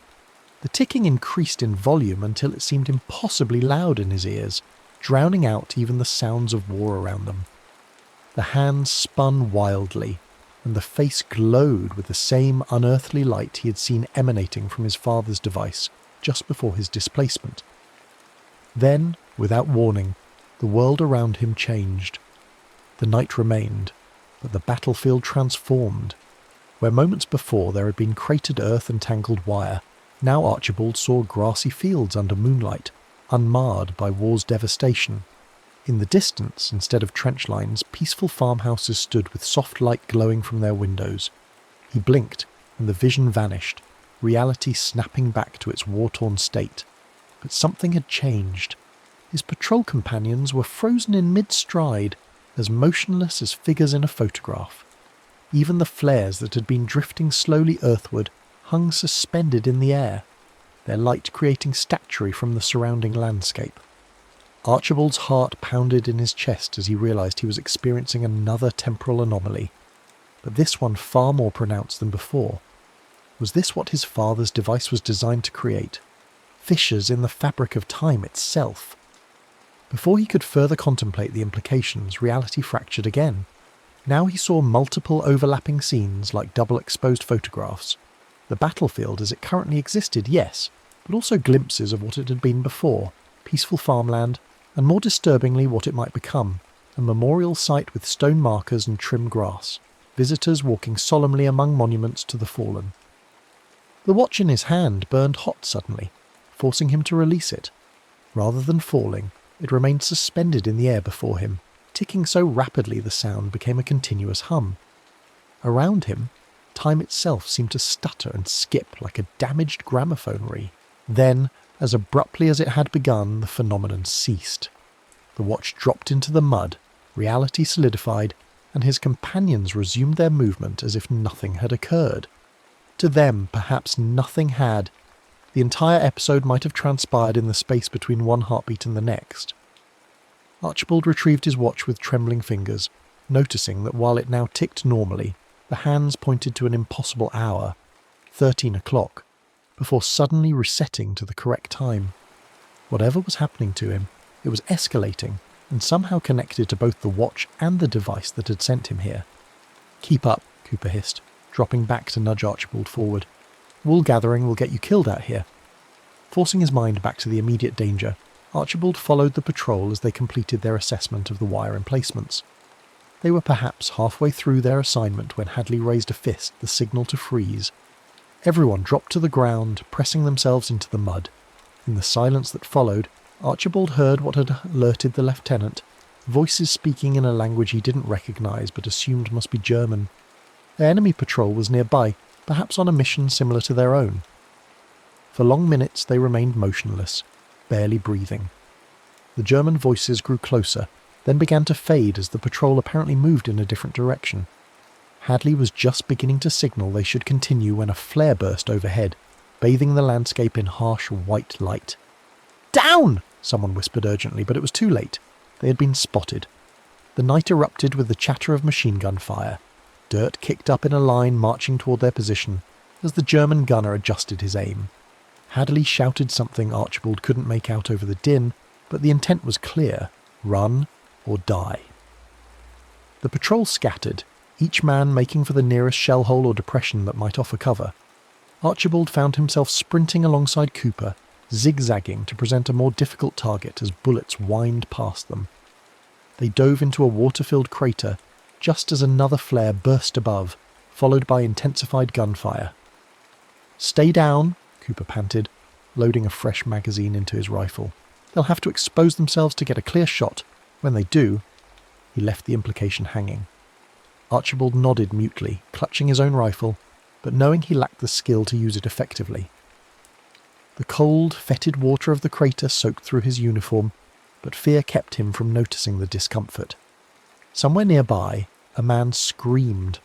One of their patrol caught in the open, perhaps. As Cooper cautiously raised his head to assess their situation, Archibald's watch began its now familiar malfunction. The ticking accelerated, the face glowed, and the hands spun wildly. He tried to warn Cooper, to explain what was happening, but found himself unable to speak as the air around them seemingly thickened into something with the consistency of syrup. Time slowed, stretched, then stopped altogether. Cooper remained frozen in mid-motion, his features locked in an expression of grim determination. The water in the crater ceased to ripple. Even the tracer rounds from the machine gun hung suspended in the air like deadly fireflies. In this moment outside of time, Archibald became aware of something extraordinary. He could move, not just himself, but objects around him. He reached out and touched one of the suspended bullets, finding it solid and hot to the touch. With careful pressure, he was able to nudge it slightly off its trajectory. An idea formed in his mind, a desperate, possibly insane idea. If he could alter the path of one bullet during this temporal anomaly, what else might he change? Could he affect the outcome of the firefight? Perhaps save lives that would otherwise be lost? With trembling hands, he reached for other suspended projectiles, diverting them away from where he and Cooper crouched. It was painstaking work, requiring both physical and mental effort that left him gasping. Each bullet he touched seemed to resist his interference, as if reality itself objected to his meddling. As he worked, he became aware of a strange phenomenon. After images, or ghosts of events that had not yet occurred. He could see hazy outlines of Cooper raising his rifle and firing, of German soldiers advancing across no man's land, of blood blooming from wounds not yet inflicted. It was as if the immediate future existed as a probability field that he could perceive while in this suspended state. More disturbing still, he noticed thin, fracture-like lines in the air itself, visible only when he moved his head in certain ways, catching the light of the frozen flares. They resembled cracks in glass, spreading outward from his position like a spider's web. Were these physical manifestations of the damage he was doing to the time stream by his very presence, let alone his interference? Before he could consider the implications further, he felt a sharp pain in his chest, radiating outward from where the watch pressed against his skin. The timepiece had grown searingly hot, burning through fabric to leave its imprint on his flesh. The pain broke his concentration, and reality shuddered around him. Time resumed its normal flow with a sensation like a physical blow. The redirected bullets flew off in their new trajectories, missing their targets. Cooper fired his rifle without seeming to notice anything amiss. The German machine gun fell silent, its operators perhaps confused by their sudden inability to hit what should have been easy targets. "Now!" Cooper shouted, grabbing Archibald's arm. "Back to our lines while they're regrouping." They scrambled from the crater and ran in a crouch toward where they believed their trenches lay. In the darkness and confusion, Archibald quickly became disoriented, but trusted Cooper's instincts. Behind them, German voices shouted in alarm, followed by renewed gunfire that seemed to lack the precision of earlier volleys. They reached a stretch of barbed wire that marked the approach to the British lines.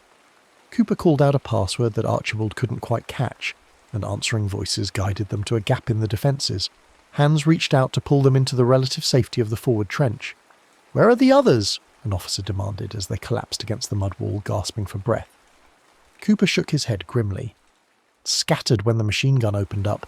Simmons took a hit, I think. Didn't see the lieutenant or the rest after that." The officer cursed under his breath. "Stay here until the all clear. We'll send out a recovery party at dawn if they haven't made it back by then." As the adrenaline of their escape began to fade, Archibald became aware of how thoroughly exhausted he was. Every muscle ached, and his lungs burned from exertion, and the acrid smoke that hung perpetually in the air. More concerning, though, was the throbbing pain where the watch had burned him. A perfect circular imprint now branded into his chest. Cooper noticed his discomfort. "You hit?" "No," Archibald replied, not sure how to explain what had actually happened. "Just winded." Cooper nodded, accepting the explanation without further question. First time under fire is always the worst. Gets easier. He paused, then amended, "Not better. Just easier." They made their way back to their dugout, where the remaining members of Barker's group greeted their return with minimal acknowledgement, relief tempered by the knowledge that survival today meant nothing for tomorrow. Archibald collapsed onto his designated space, too exhausted even to remove his mud-caked boots. Sleep, when it came, brought no respite. His dreams were a kaleidoscope of temporal fragments, visions of his workshop in 1873, glimpses of the battlefield in various states of destruction and reconstruction, and most disturbingly, flashes of what seemed to be other wars, other conflicts stretching both backward and forward in time. In each, the same pattern repeated, men killing and dying for causes that would be forgotten before the blood dried on the ground. He awoke with a start to the sound of the morning artillery barrage, the daily hate, as Cooper called it when he handed Archibald a tin cup of something approximating tea. Weak sunlight filtered through the entrance to the dugout, suggesting it was perhaps 7 or 8 in the morning. "Barker wants you on messenger duty today," Cooper informed him. "Probably figures you're not ready for the firing line after last night. Report to the command post after stand 2. Archibald nodded gratefully, still struggling to fully wake. As he sipped the tepid tea, he surreptitiously examined his watch. It appeared normal now, ticking with reassuring regularity, though the face seemed subtly altered. The numerals more deeply etched, the hands slightly more ornate. He wondered if these changes were physical manifestations of whatever temporal disturbances the device was experiencing, or merely tricks his exhausted mind was playing on him. The burn on his chest throbbed in time with the watch's ticking, creating an unsettling connection between his flesh and the timepiece. When he touched the wound through his shirt, he felt an echo of the strange sensations he had experienced during the temporal anomaly in No Man's Land. A stretching of perception, a blurring of moments into one another. After the morning stand 2, Archibald made his way through the trench network to the command post, a slightly more substantial dugout reinforced with corrugated iron and containing actual furniture in the form of a map table and several chairs. There, a harried lieutenant handed him a sealed envelope and terse instructions to deliver it to a Captain Blackwood at a forward observation post half a mile down the line. The journey through the communication trenches was physically demanding, ducking under low-hanging support beams, navigating around work parties, repairing collapsed sections, occasionally pressing himself against the wall to allow stretcher-bearers carrying the wounded to pass. The entire network of trenches formed a grotesque parody of a city's streets, complete with intersections marked by crude signposts bearing names like Piccadilly and Oxford Street. Bleak humour from men desperate to impose some familiarity on this alien landscape. As he travelled, Archibald attempted to organise his thoughts about his situation. The evidence suggested that his father's device had indeed created some kind of temporal displacement, throwing him decades into the future. But why here? Why now? Was it random chance that had deposited him in the middle of this particular hell, or was there purpose behind it? More pressing was the question of how to return to his own time. The device itself remained in 1873, presumably still on his workshop table. All he had was his pocket watch, which seemed somehow linked to the temporal disturbances he was experiencing, but offered no obvious means of controlling them. His contemplation was interrupted by the sound of approaching footsteps, unusual in their rhythm and heaviness. Looking up, he saw a most unexpected sight. A woman making her way confidently through the trench, dressed in the uniform of a nurse. She was perhaps in her late 20s, with intelligent eyes and a face that, while not conventionally beautiful, possessed a striking quality of determination. She nodded to Archibald as she passed, then paused, her gaze lingering on him with sudden interest. "You're new," she stated rather than asked, her accent marking her as educated and possibly upper class. "Yes," he replied, uncertain what else to say. "Archibald Whitmore." "Charlotte Winters," she returned, extending a hand which Archibald shook after a moment's hesitation. Physical contact with women outside his immediate family wasn't common in his era, but he remembered enough about social niceties to recognise the gesture. "I'm with the voluntary aid detachment at the clearing station back there. Haven't seen you before." "I just arrived," he said carefully. Something in his tone or expression must have struck her as odd, for she tilted her head slightly, studying him more intently. "You're different from the others," she observed. "Your speech, your manner. Where are you from exactly?" Before Archibald could formulate a response that wouldn't sound completely mad, his watch began its now familiar malfunction. The ticking grew louder, the face glowed, and the hands spun erratically. Simultaneously, the world around them slowed, colours bleeding out until everything took on a sepia tone like an old photograph. This time, however, the temporal anomaly didn't affect Charlotte. She remained animated, her eyes widening as she observed the phenomenon. "What on earth?" she breathed, looking around at the frozen soldiers in the trench, then back at Archibald. "What's happening?" "What is that device?" Archibald stared at her in astonishment. "You can see this? You're not affected like the others?" She shook her head slowly, wonder and confusion warring in her expression. "Everything stopped except us.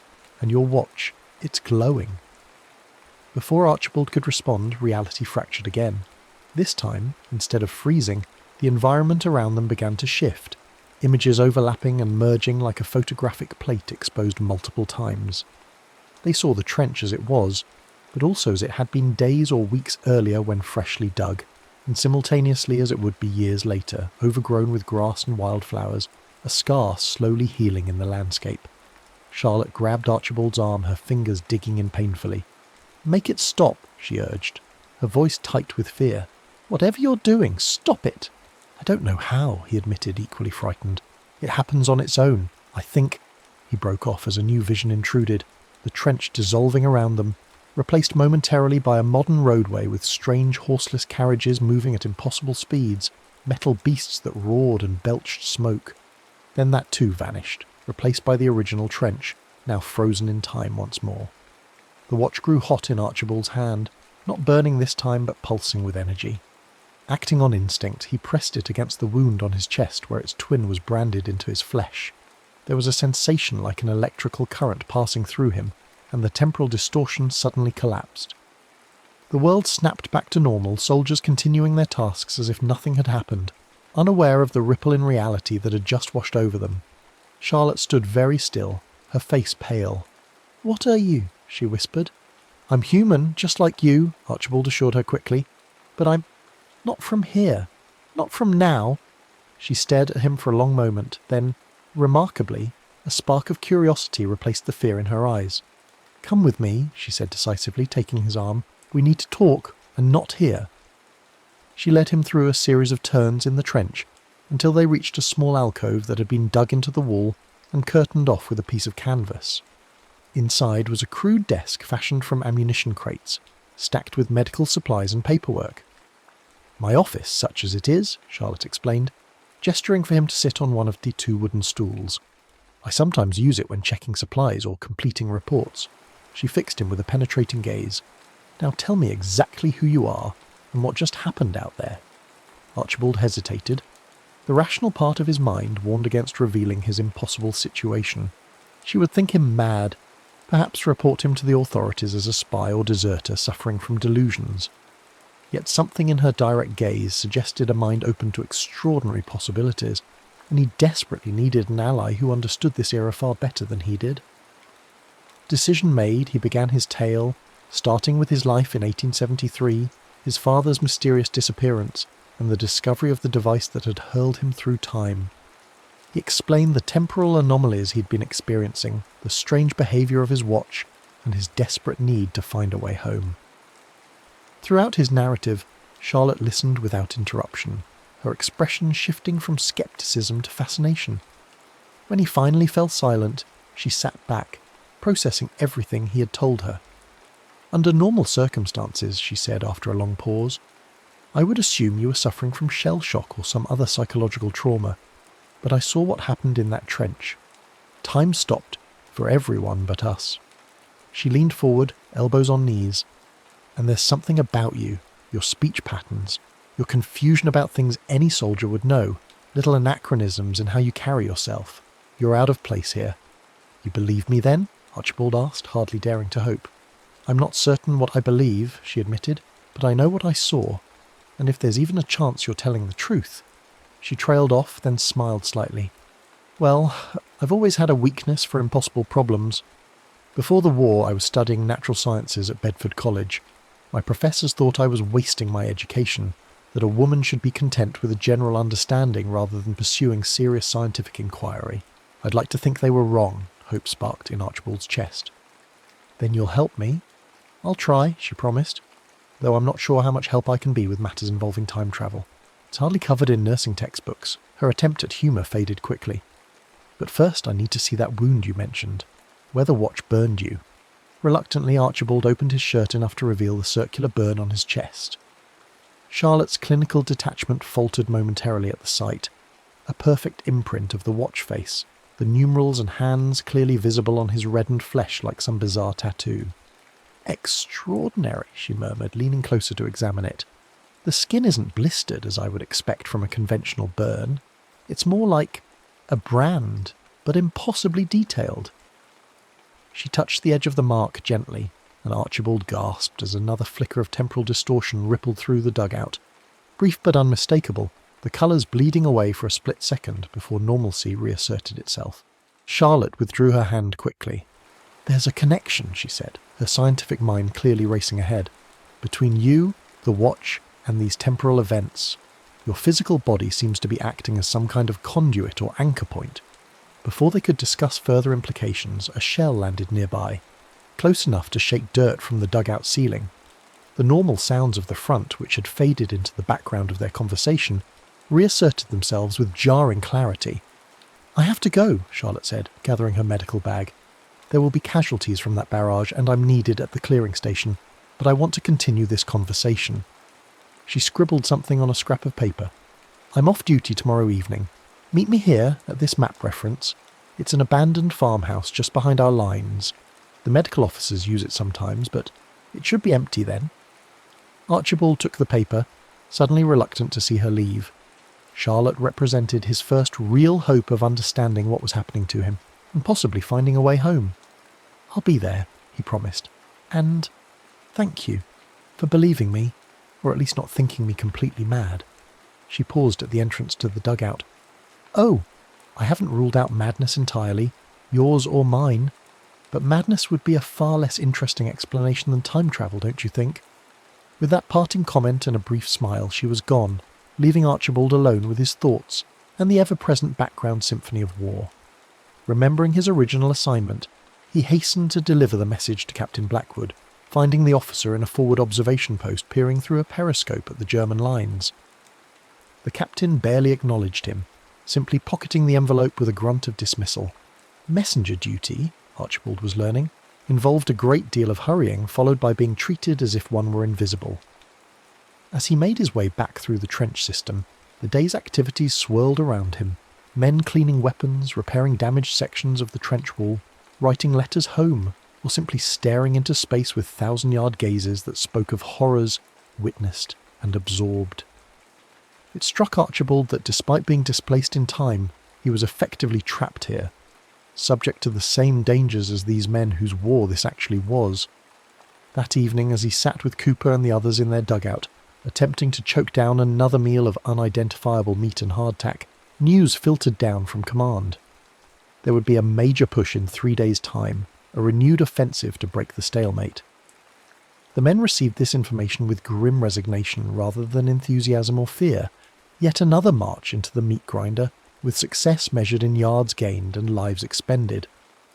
"Will it make any difference?" Archibald asked Cooper quietly. "This offensive, will it change anything?" Cooper considered the question with more seriousness than Archibald had expected. "Probably not in the grand scheme," he admitted. "We take their trench, they counterattack and take it back. A few hundred dead on both sides, and the lines end up more or less where they started." He sighed, rubbing a hand over his stubbled chin. "But someday one side or the other will break. Has to happen eventually. Every empire falls in the end." Archibald was struck by the philosophical depth behind Cooper's seemingly simple statement. This ordinary carpenter from Bristol had been forced by circumstances to contemplate matters of history and human nature that most people never considered. War, for all its horror, seemed to strip away pretension and force a stark confrontation with reality. "And what will you do?" Archibald asked. "After the war, I mean. If you—" He stopped, unwilling to voice the obvious caveat. "If I survive?" Cooper finished for him with a grim smile. "Go home, rebuild my life, try to forget." He shrugged. "Same as everyone else. Or maybe that's just what I tell myself to get through each day. Truth is, I can't really imagine a world without this anymore." He gestured around the dugout. "Can't remember what it feels like to wake up without the sound of guns, to walk without crouching, to breathe air that doesn't taste of cordite and death." The conversation lapsed into silence, each man lost in his own thoughts. As darkness fell outside and the dugout was illuminated only by the dim light of a single lantern, Archibald examined his watch again. It seemed stable for now, ticking with the steadiness that had once made it a reliable companion rather than a mysterious harbinger of temporal chaos. Yet as he studied it, he noticed something he had missed before. Tiny symbols etched around the inner edge of the case, nearly invisible unless one knew to look for them. They resembled the runes on his father's device, though simpler in form. Had they always been there, or were they another manifestation of the watch's transformation? Archibald's contemplation was interrupted by a commotion at the dugout entrance. A runner appeared, breathless with urgency. "Engineers need men," he announced. "Tunnel collapse in Sector 7. Anyone not on watch, follow me." Several of the men groaned but rose to their feet, grabbing helmets and gloves. Cooper motioned for Archibald to join them. "Come on," he said. "Digging's better than sitting here waiting for a shell with your name on it." They followed the runner through the darkened trench system to an area Archibald hadn't seen before, where a large entrance had been cut into the trench wall, reinforced with timber supports. Men were emerging from this opening, covered in dirt and coughing violently. Others were organising rescue equipment, shovels, picks, lanterns and stretchers. Part of the countermining operation collapsed, an engineer sergeant explained as he assigned them positions. "We've got men trapped about 50 yards in.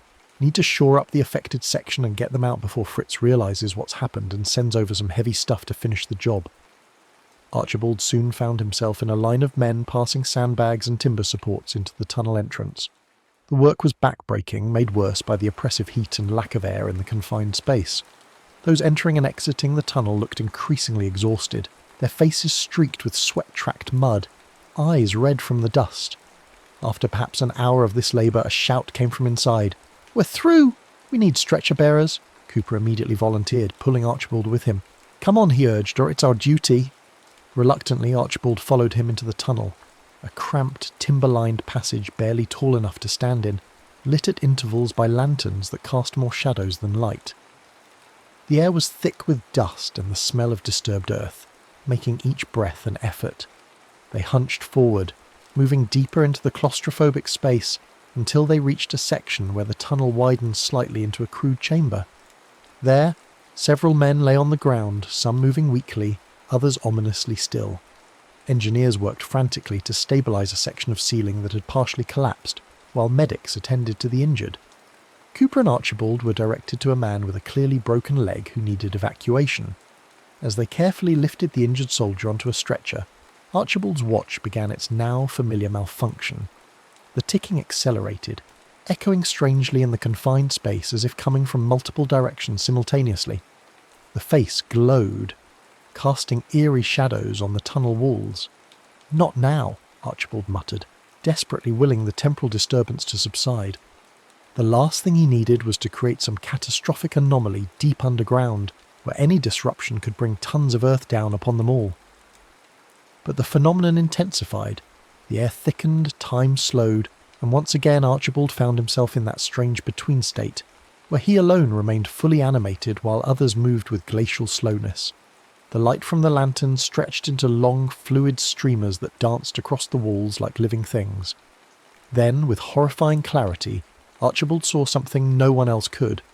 Fracture lines spreading through the timber supports above them, wooden beams beginning to splinter under the weight they held back. In the normal flow of time, these breaks were still forming, invisible to the naked eye. But in this dilated moment, Archibald could see the disaster unfolding before it happened. The supports would fail completely within minutes, burying everyone in the chamber. As he watched, frozen in horror, the temporal distortion shifted again.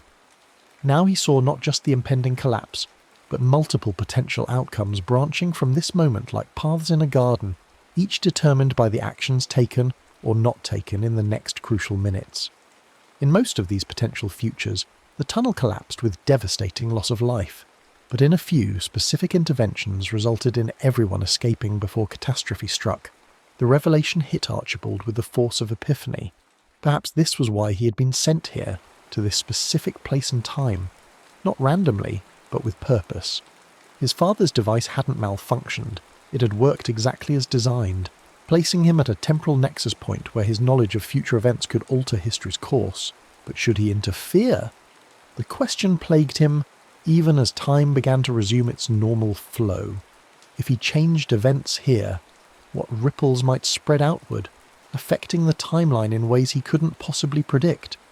Yet if he did nothing, men would die who might otherwise live. The moral calculus seemed impossible, but the decision, he realised, had already been made for him. He couldn't stand by and watch men die when he had the power to save them. Whatever consequences might flow from his interference, they couldn't be worse than the burden of inaction. As reality solidified around him, Archibald raised his voice urgently. "Everyone out!" Now! The supports are failing! The engineers looked at him sceptically until one of them noticed a fresh crack appearing in a timber directly above them, accompanied by an ominous creaking sound. "He's right," the man shouted. "Evacuate!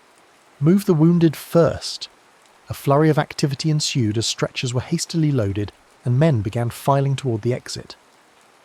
Archibald helped Cooper with their assigned casualty, moving as quickly as the confined space allowed. Behind them, the groaning of the overburdened supports grew louder, small showers of dirt beginning to rain down from the ceiling. They had nearly reached the tunnel entrance when a massive crash echoed from the chamber they had just left, followed by a concussive wave of dust and displaced air that knocked several men off their feet. The collapse had begun. "Run!" someone shouted unnecessarily, as everyone was already moving at their maximum speed through the restrictive tunnel. Archibald and Cooper staggered the last 20 yards to the entrance, emerging into the relative openness of the trench just as a rumbling series of secondary collapses shook the ground beneath their feet. As they set down their stretcher and looked back, dirt continued to fountain from the tunnel entrance, gradually diminishing as the collapse stabilized. Men were counting heads, checking who had made it out and who might still be trapped inside. "How did you know?" Cooper asked Archibald, his voice hushed with a mixture of gratitude and suspicion. "About the supports failing? You called it before anyone else saw the signs." Archibald opened his mouth, then closed it again, unsure how to explain. Before he could formulate a response, the engineer sergeant approached, his face grey with dust but his eyes sharp with curiosity. "Good eye, lad," the sergeant said. "Don't know how you spotted that fracture from where you were standing, but you saved lives today. If we'd stayed in that chamber another minute—" He left the thought unfinished, clapping Archibald on the shoulder before moving off to organise the wounded men's evacuation to the field hospital. Cooper continued to study Archibald with newfound interest. "There's something different about you," he said finally. "Can't put my finger on it, but it's there." He smiled slightly. "Whatever it is, I'm glad you were with us tonight." As they made their way back to their dugout, Archibald felt the weight of what had just happened settling on his shoulders. He had changed events, potentially altered history's course. The men who had survived the tunnel collapse because of his warning would go on to affect other events, creating a cascade of changes that could theoretically spread outward indefinitely through time. Yet the timeline hadn't immediately unravelled, suggesting that perhaps history had more resilience than he feared, or perhaps the changes he had made were so minor in the grand scheme that they created only ripples, not waves, in the river of time. More important was the implication that his displacement might have purpose, that he had been sent to this particular moment for a reason. If that were true, what other interventions might he be meant to make, and who or what had orchestrated this journey? His father, some higher power, or merely the impersonal mechanism of the universe self-correcting some temporal anomaly? As these questions churned in his mind, Archibald became aware of a new development. The burn mark on his chest, the imprint of the watch face, had begun to change. The numerals and hands that had been branded into his flesh were shifting positions, just as they did on the actual timepiece during moments of temporal distortion. When he touched the mark, images flashed through his mind, fragmented visions of places he had never seen, events that had not yet occurred. Most vivid among these was a recurring image of a particular section of the battlefield, a seemingly unremarkable stretch of no man's land distinguishable only by a blasted tree stump and an unusual configuration of shell craters.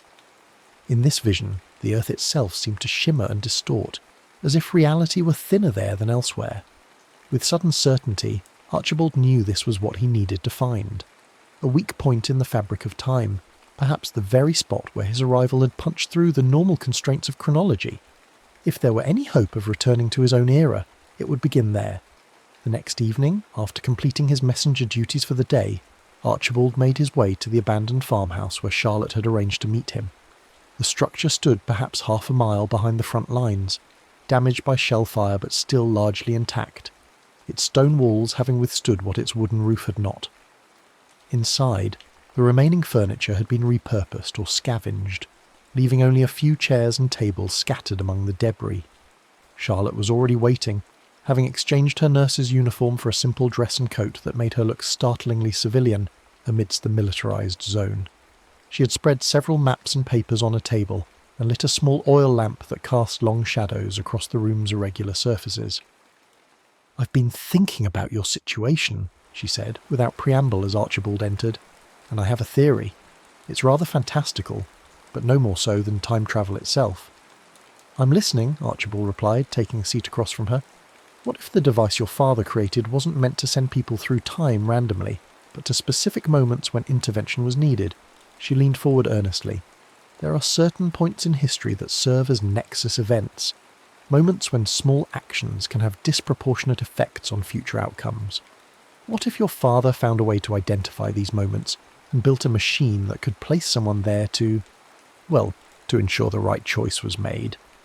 The theory aligned with Archibald's own recent thoughts regarding the tunnel collapse, but raised further questions. But why me? And why this particular war? What could be so important here that it would justify tearing someone from their own time? Charlotte's expression grew sombre. "This isn't just any war, Archibald. The scale of this conflict is unprecedented in human history. Millions are already dead, and millions more will die before it's over. And I fear it won't truly end even when the fighting stops. The hatred and resentment being sown now will bear bitter fruit for generations." She pushed one of her papers toward him, a series of calculations and diagrams he didn't fully understand. "I've been studying reports from all along the front, looking for patterns in what you described. Moments when time seems to behave abnormally. There are accounts, mostly dismissed as hallucinations or battle fatigue, of soldiers experiencing strange phenomena, moments that repeat, premonitions of events seconds before they occur, glimpses of landscapes as they existed before the war." "Temporal fractures," Archibald murmured, remembering the crack-like patterns he had seen in the air during his own experiences. "Exactly, and they seem to cluster in specific areas."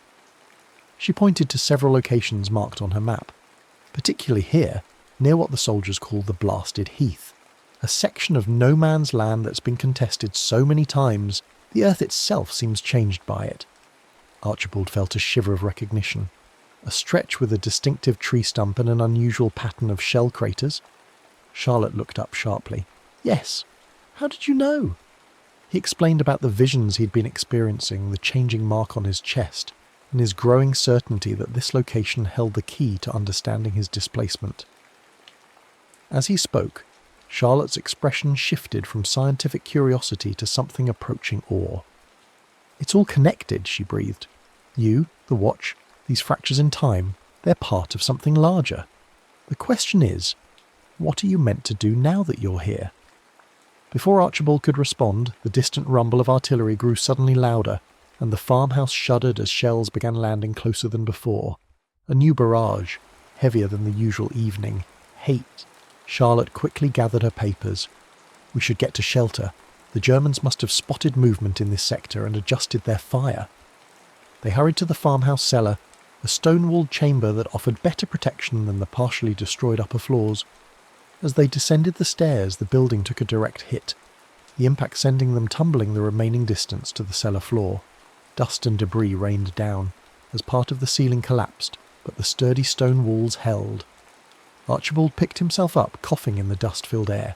"Are you hurt?" he called to Charlotte, who was pushing herself to a sitting position nearby. "Just bruised, I think," she replied, brushing debris from her clothing. "But we may be trapped down here until someone digs us out." As if to confirm her assessment, there was another crash from above as more of the structure gave way, sending a cascade of timber and stone tumbling down the cellar stairs, their only exit. A few final pieces clattered down, and then silence fell, broken only by the muffled continuing barrage outside and the settling of debris around them. Archibald examined their prison by the light of Charlotte's lamp, which had miraculously survived the fall. The cellar was about 15 feet square, now partially filled with rubble from above. The walls appeared intact, but the staircase was completely blocked by debris that would take hours to clear, even with proper tools. "Someone will come looking eventually," Charlotte said, attempting to sound optimistic. "The medical officers know I sometimes use this place. When I don't return to the clearing station..." She trailed off, both of them aware of the reality. In the chaos of war, with casualties constantly demanding attention, it might be days before anyone noticed her absence, let alone organised a search party to this particular location. Archibald was about to offer some words of encouragement when his watch began its familiar malfunction.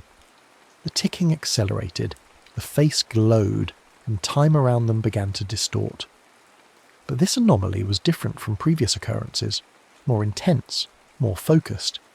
The air itself seemed to warp and bend, colours inverting momentarily before settling into a state where everything appeared slightly out of alignment, as if viewed through imperfectly ground lenses.